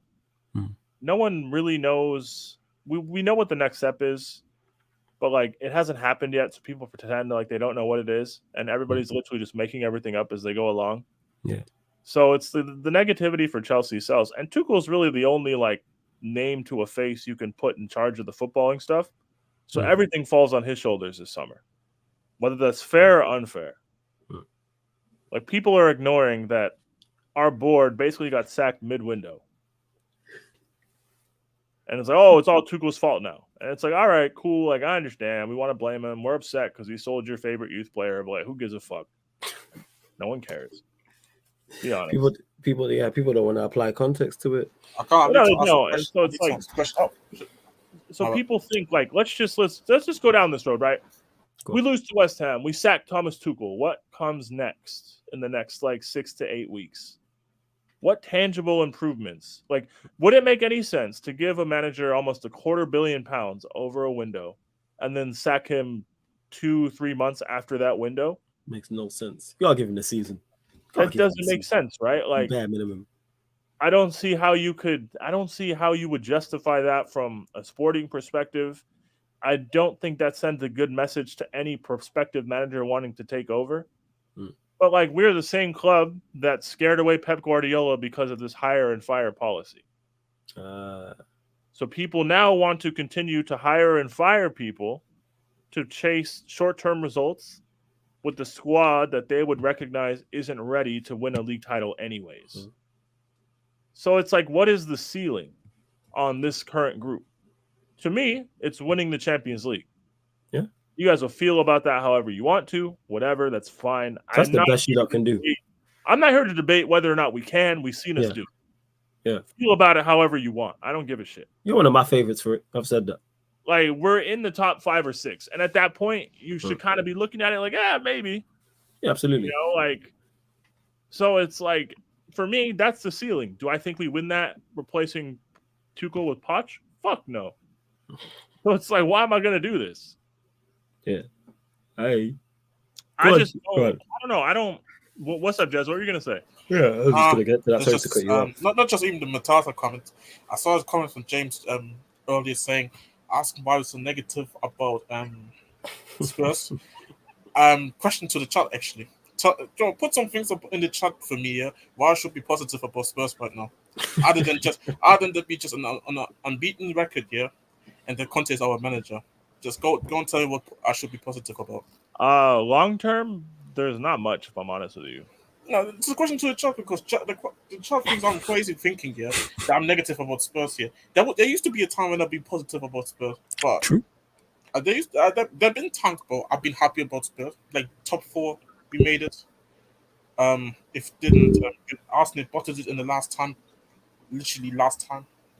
But there's times I can be positive about Spurs. But Chad, please give me just reasons why I should be positive about Spurs. Out of those 2 points that I just made, bro, because I don't understand why I should be positive. I just don't see it. Yeah, that's a great response to that. So you lot let us know. Taza says here, we'll get to these final few before we close out. People, Harry Kane is one of the best Premier League talents. He's so good, but can be so much better in a better team. Spurs destroyed this man. He's done a lot, but I think he could have done even more. Yeah, he could have done more with his talent, but that's on him. He should have made the move from Spurs sooner. The funny thing is here, how did we destroy Harry Kane? We made him. Destroyed him. Yeah, we made him. We literally sent him out on multiple loans, and then we gave him the chance, bro. He couldn't. He was at Norwich at some point, like deeper, bro. And we made him, bro. So that's this whole destroying thing. I don't get it. Second, like just Fuller said, he couldn't make the move. All he had to do is just put the transfer request and say, I want to leave. He had Bayern Munich are literally on their knees right now, pause, to sign him, bro. They want him next year. Because obviously, this just proves like again that all people saying that Kane is not a good striker, but the top clubs want him. Like literally every team that doesn't have Lewandowski or Karim Benzema or Haaland, They're praying to have Leicester striker, bro. So you can't convince me you wouldn't want to have Harry Kane. I understand if you don't want him because of his age and you want somebody younger. I understand that. But in terms of quality and looking at him, what he can still produce at this current time, I don't understand how most teams wouldn't want Harry Kane as a striker. So that's another point I would like to say. And the third point that I want to make is he failed at Spurs too. When you kind of think about it, the team at times was good enough to win the league. The team was good enough to win trophies, and he was part of teams. He was part of those teams also. Why do people act like he didn't? He wasn't a part of it. Mm-hmm. Yeah, he was a part of it. So he has to take some blame as well, bro. That he didn't turn up in semi-finals or finals. So yeah, it's just like what I have to say. He's spot on. So yeah, that's on him with Harry Kane. He could have made his move sooner, and he didn't. Flawless, where do you think United will finish? I can't lie, I don't know if I'm getting giddy or not, but we'll finish second in my opinion. Yes, you're definitely getting giddy. I'm glad you've addressed this in this question. We are playing well. Yes, there's reasons to be optimistic. Yes, I'm optimistic. Yes, I'm confident now going into games. But no, we won't finish second. At best, we'll finish fourth, I think. You know what I'm saying? But I've already said I said fifth in the league, and I'm looking at the Europa League. But it's all about improvements and taking steps in the right direction, James. And we've been doing that from these 3 games. You can see that. Hopefully that continues against Arsenal and continues when the Europa League starts next week and so forth in the Premier League and things like that. And we still got players to bring into the side. Like you said, the likes of Casemiro, who's there. We don't know how Donny's going to play when he plays also. Anthony to bring into the side. So there's now options. Are we still weak in areas? Yes, but we're in a much better position this season than we was last season. Miles, better manager and a better squad. No complaints. Better manager, better squad, better 11, better bench. So I don't really have no complaints. And to Prime as well, I missed that earlier. You was talking about Maguire and Shaw to lead United to Europa League. What's it called? Europa League glory. No, I'm saying they'll lead us through the Europa League group stages, but when it gets to the last stages and we play in any half decent team, a Frankfurt, a Stuttgart, or someone like that, we're gonna see the proper ballers. You and Eddie, why you keep what you mean? Stuttgart like that? Why? That's not disrespect. I just said when we start playing decent teams in the Europa League, and I said Frankfurt and Stuttgart and that, we're gonna see the serious players. I'm putting respect on them. All right, fair enough. Yeah. Hold that, Jez. Hold that. Yeah, hold that. See, look, people just not listening. People always trying to make out like it's me, you know what I'm saying, and giving me a bad name on these streams. It's people like you, Jez, who do that. I keep getting that. People attacking me, you, Bainsy, saying, oh, it's the way you say things. It's your face. It's like, oh, my face looks like my face. This is how I sound. I can't help it. Murtaza, yeah, I'm not sure when we're running clubs. We'll run it back at some point. It's just with all the Premier League stuff and Champions League and Europa League, there's no space. Even this show, I'm saying, me and Bainsy had to move Stat Facts and Vibes to this. This show got moved. Like, there's so much going on. That's all it is. But yeah, we'll run clubs at some point soon, 100%. You lot get your final few questions in. I think we discussed everything. Oh yeah, Peter, over to you. Zakaria. Thoughts? I'm not even gonna. I don't know, man. I don't know. Maybe you'll be good. Maybe you'll be fucking terrible. But this kind of came out of nowhere. I'm not gonna sit here and look. As long as he's better than Saul, like, I'll be happy. I think he could be. He was a good talent when he was playing for Mönchengladbach in Bundesliga. I think he went to Juve on like a free, or he had like 6 months left on his Mönchengladbach deal. Allegri, for whatever reason, doesn't rate him. I'm not sure how he ended up here, but I'll take him. See how it works. Get that. James says, we have a better squad than Chelsea, Arsenal, Spurs. That's why I believe that. Did you believe that before we went on this 3-game winning streak? That's my question to you. And 2, we don't. Our squad, even though it's better, is still not good. But it's better than what it was. You guys have a better squad than us. No, we don't. That's what I'm saying. Is the squad better? But is it good? No, we're literally Lindelof squad player. If you look at it, centre backs. Let's just go through the team, James. Lindelof, cool as a squad player. Maguire, we know, not good enough. Shaw's our backup left back, not good enough. Wan-Bissaka's our backup right back, not good enough. Fred is a squad player, cool. You can throw him in there. You can say Donny's a squad player, all right, good. McTominay's been playing well, but we know he's not good enough as a squad player. Our backup wing options, Alanga, Rashford, not good enough. You're a fan of Ronaldo, we know Ronaldo. All right, yeah, let's say Ronaldo is a good squad player. Look at that, I just went through all our squad players, James, all our backups. Like first choice backups, outside of Lindelof, Fred, Donny, Ronaldo. They're the only squad players we have that are good. They're the only good squad players. The rest of our squad players, I don't think are good enough to be squad players. Those four, yes. In Ronaldo, Donny van der Beek, Fred, Lindelof. The rest of them, no. You let me know, James, out of our squad players. So out of our second string and third string, how many of them do you think are actually good squad players? Because I don't think they are. Maguire and Lindelof is better backups than Aspie and Chalobah, for example. I don't think Maguire's a good squad player. I think Lindelof is. That's why I mentioned Lindelof. But I don't think Maguire is whatsoever. That seems like a mid-off to me, but like Yeah, if everybody's fit, like our midfield options are better than yours. Our defensive options are better than yours. You can call goalkeepers a wash if you want to give you guys a slight advantage to that, whatever. Your attacking options are better. But like they're not good. Squad player-wise, they're not. Yeah, like the squad thing for you guys, like once you get past your ideal 11, if everybody's fit. Our 11's calm. The only really like reliable people I can bring off the bench are guys like Fred. The ones I mentioned, Fred, Donny, Lindelof, Ronaldo. Fred, Ronaldo, Lindelof.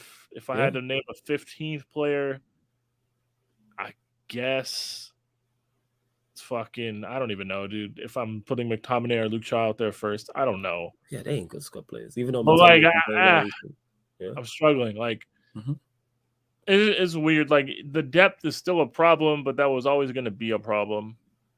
And that will be, like, the problem. But what I like is that, because James, you mentioned it there, we're addressing issues, and we'll address that further in the next window. Maybe in January, and definitely in the summer. We brought in, we brought in 6 players. So we'll address that. If we go and get 5 more players, that's 11. Now it's your first choice. Now it's Ten Hag's team overall. And that's if we don't add in January, which we could do depending on the World Cup, depending on the injuries at that time, depending on who pops up in terms of the World Cup. Because someone could have a good World Cup and the player becomes available, who we don't know about. We all know it's the shop window of the World Cup. So that's gonna be interesting. Go on, Jess, saying. Must be nice your team addressing problems. Yeah, man. That's why I have no complaints about our window. Could there have been more? Yes. Did I want another midfielder? The Tottenham window in June, man. Yeah. Did I want us to get another midfielder? Yes, because we needed one. Did I also want us to get another striker? Absolutely. But we addressed a lot of areas, and it's one window. So I'm presuming January we'll add, and like I said, the next summer we'll add, and hopefully off the back of, a successful season and just getting better. That's how I'm looking at it. But yeah, I don't think we can finish second, no, James. I don't think we're better than the teams around us. Ronaldo won't be a bench player this season. He started on the bench because he had no preseason and wanted to leave. Martial, let me not talk about him.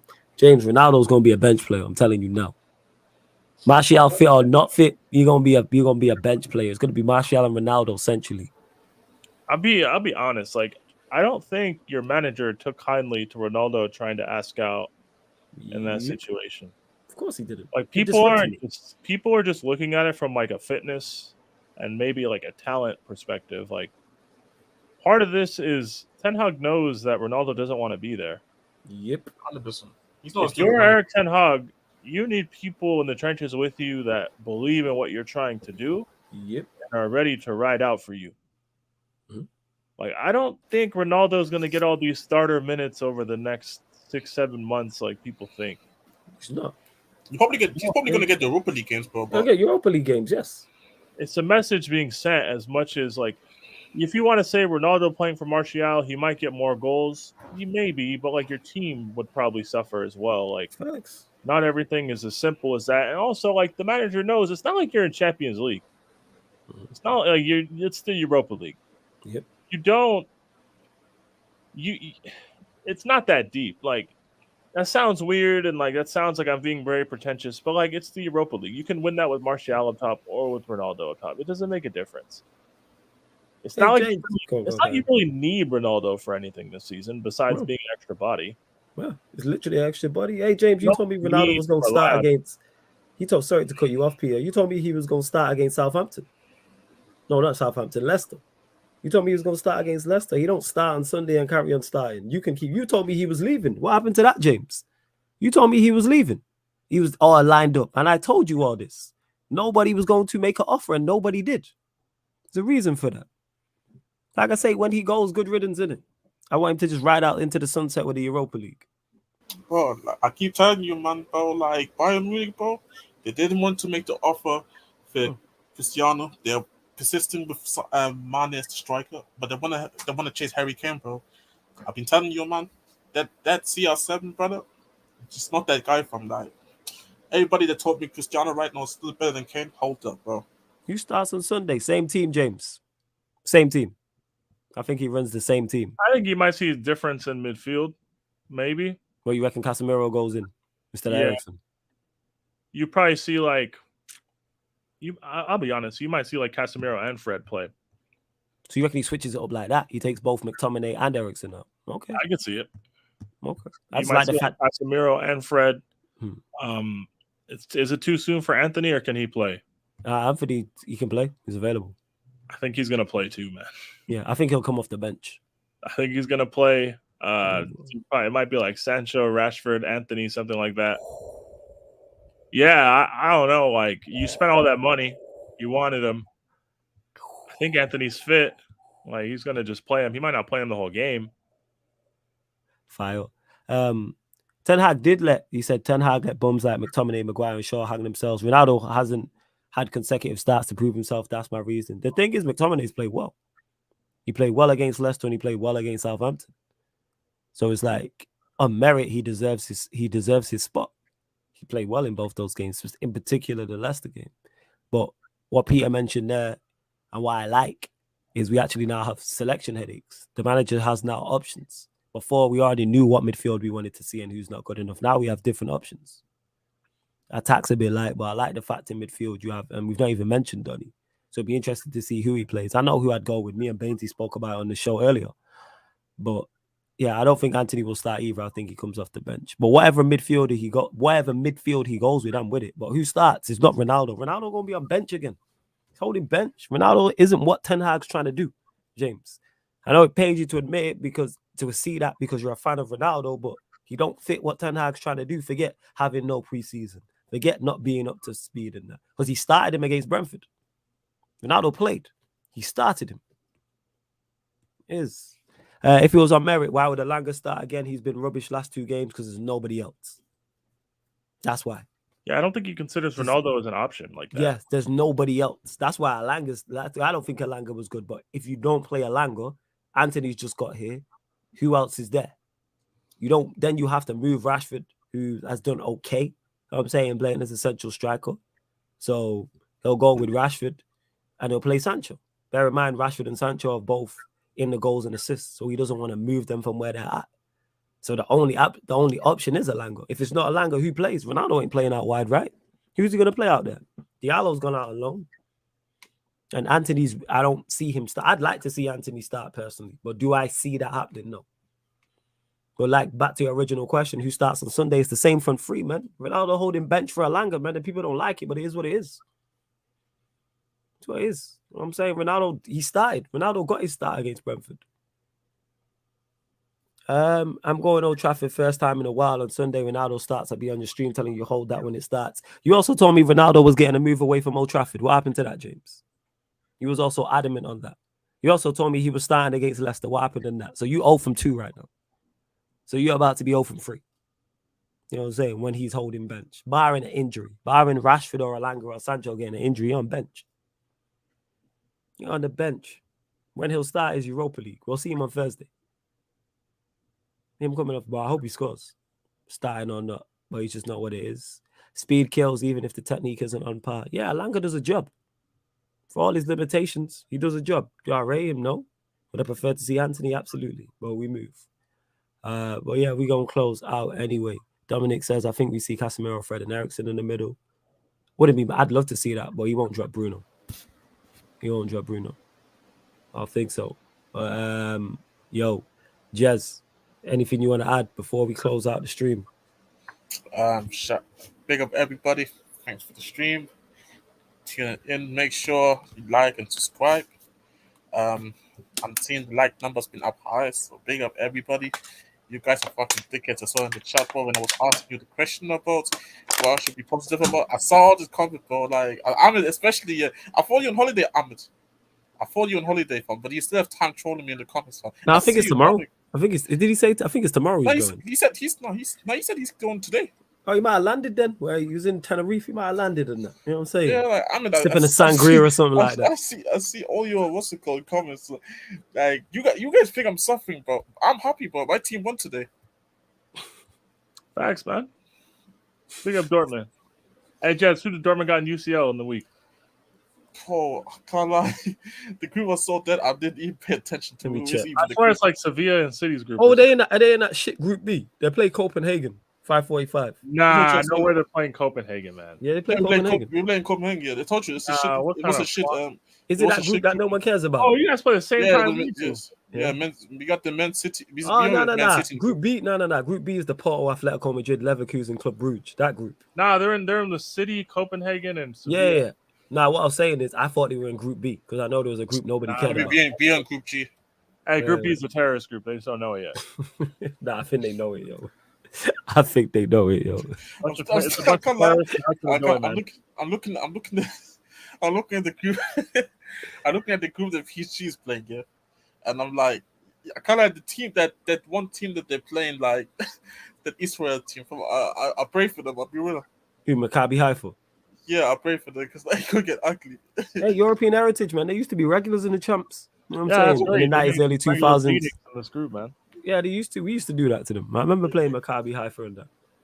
Oh, they get sacrificed. Hey, PSG plays Juve at noon on Tuesday. Interesting. Oh yeah, that's the one I'm doing a watch along for. You will get Champions League watch alongs, people, like but it won't necessarily be English teams, but you will get Champions League watch alongs here on the channel. Yo, Wednesday, Atletico Porto. Yeah, right. You think I'm watching that? Come on, you crazy? I picked another game on that day. That's two terrorists fighting each other right there. You crazy? You nuts if you think I'm watching that shit. I can't like that Juventus thing could be that like no Di Maria, no Pogba. Hey, did you guys see the whole Pogba thing? Yeah, that was wild. Yes, I can't like when he. That was all wild. Man, it's just. I don't even know what to say about that. I don't even feel comfortable talking about it. I don't know in it. I don't. I have no. I'm gonna be honest. I have no idea, man. That sucks that happened, but it's also like maybe I'm bad for laughing. But like, part of me just thinks that's so ridiculous. It's funny, but like, it's actually not funny. This is not funny, but it just sounds like a plot from like a parody movie or something. I don't know. Yeah. I get what you're saying in that. Saying like in Family Guy. Sounds like saying a scary movie or something. Facts. I can't. It explains the why Mbappe missed the penalty, bro. Like, wow. Yo, people miss penalties every day, B man. You know what I'm saying? In that players miss penalties every day. You seen it? Look at England in the Euros. You know what I'm saying? Look at Italy in the Euros. Jorginho missed the penalty. These things happen. Hey, it's fine. Somebody said, obviously, because apparently he did witchcraft here, and somebody said, did he have any friends at United or Chelsea that he pissed off or so? Because like he cursed them. But I don't know why. It's just all this time. Just stupidness. It's fucking wild, yo. It's wild. Yo, Peter, anything else? Anything you want to add? No, man. Shit. We should be back in like 10 days or so, people. Yeah, next week, Monday, people. Mondays. We'll be back to the regular scheduling. Next week, Mondays. So after, will it be in the mud by then or like it'll be cool again? I don't know. Next week, Monday. Because the next Monday is the day after the United Arsenal game, and it's gonna talk from the Arsenal meet Man United. So you know me and Cam are gonna be on smoke. That is going to be carnage. That show. Whoever loses, it's peak. You know what I'm saying? And that Cam messaged me today early and was like, "Yo, this club here, because he's upset about Arsenal, and he's like, yo, I know how much I'm gonna be in the mud if we are gonna beat them. Well, you know, I'm gonna be nice to him." That's the most. Hey, this isn't a mohawk. This is just my hair. Yeah, we keep talking about it. You know what I'm saying? It's not a mohawk here. I promise you. This is just my hair. It's that long. He's a working man, Black Diamond. And the people talking about how he sat like, yo, you can stream in comfort, man. You know what I'm saying? And guys, you must be new here. I stream like this all the time. He does. He'd let him stream in comfort. You know what I'm saying? That's what we do. But no, I don't have a mohawk. Yeah, and Ryan, I seen that got mentioned in the group chat. I'm ignoring that too. Like, I'm just leaving that alone. You know what I'm saying? Yeah, we're gonna. Yeah, we're just gonna bypass that. Leave all of these things. Yes, each to their own in it is what I'm gonna say. So yeah, where we at? So yeah, back next week Monday. Tomorrow, what have we got going on? Watch-alongs. Yeah, man, we'll do the Manchester City game. So Manchester City, Aston Villa. Do that watch-along here on the YouTube. God. They have to. They'll have to late, play City next. Yeah, it's the late game in it. So it's like, all right. When is Stevie G actually getting shot? Haaland's scored another hat trick. It's the late game. I've not watched City. Has in anyone a minute, ever scored 3 hat tricks in a row? That would be a record. No, I don't think so. It's a record. Actually, it would be. Haaland would be the first guy to do it, I think, in the Premier League. Oh my God, poor Steven Gerrard, man. He's actually Fuck Steven Gerrard. Poor Steven Gerrard. Fuck him. You know what I'm saying? Steven Gerrard sacked. Like, bullshit aside, we don't care. I'm saying he can hold that. No, but like, Jesus Christ, like, actually, Steven Gerrard versus Brendan Rodgers, that could be a derby to determine who gets sacked. Let's go. So yeah, it's actually Aston Villa. Manchester City is at Villa Park. So yes, Aston Villa versus Manchester City, people. We will watch along for that, and then you will get a fan calling show on the Twitch. Like I said, we're bringing regular shows and regular scheduling back to the Twitch, so you'll get a fan calling show 11 p.m. Yeah, 11 p.m., 11:30 p.m. on the Sarcasm City TV Twitch. Link for that's in the description. The link for the membership is in the pinned comment as well, where, speaking of fan calling shows, if you join up to the membership, you do get priority when you call in, because it is first come first serve unless you're a member. Plus how to get on shows, how to get on Q&As, etc. And that's how some of the regulars are on here. That's why Ahmed is now a regular on here. Eddie, who hosts Man United with me, a regular on here. King K, that's how he's now been on here and involved with the basketball. So you never know. Watch yourself, don't talk down on my legend. We ain't talking down on him. We just saying Ray in it. Like, he's a success manager. You ain't shit manager. Hold that. You ain't talking down. Like, he is a bad manager. That's just a fact. Hey, it's 3 wins and 16, man, right there. Yeah, man. Facts. This guy's win rate is like Havertz's goal rate. Like, you know, is what it is. I think his win rate is worse than Gary Neville's of Valencia. Yeah, it is. Yeah, it is. Or man. Fuck, I can't lie, bro. This reminds me of last year. We were so much in the trenches. I was considering him at some point, but nah. You Stevie G? Bro, remember, bro, we've been getting rejected by every manager, but we approached. Oh yeah, you did. You man got rejected by enough, like Gattuso and that. That's what I'm trying to say. No, Gattuso, we actually forced him out because they wanted to, but we forced him out because like they brought up all like the homophobic things he said. Like, we brought it up, and then he's a wild guy. So yeah, but it was getting so bad that I was considering Steve Gerrard. Luckily, we didn't. Yeah. Oh my goodness. But yeah, people, make sure you stay locked in. Obviously, Sunday we'll have the Manchester United Arsenal watch along, which is going to be fun. Then the Q&A, which just whatever the result is, will be even more fun. And then next week, man, Champions League back, Europa League back. So yeah, man, we're gonna keep the show on the road, man. So much content. But love to everyone that's locked in. Hit the like button, share this across the socials, subscribe to the channel. This has been, well, it's been 2 shows because it was Stats, Facts, and Vibes / Man United meets Ballers at the Bridge meets Talking at Tottenham Talk live on the Sarcasm City TV YouTube. That was tough to say, but here we are. Big up to everyone who's locked in.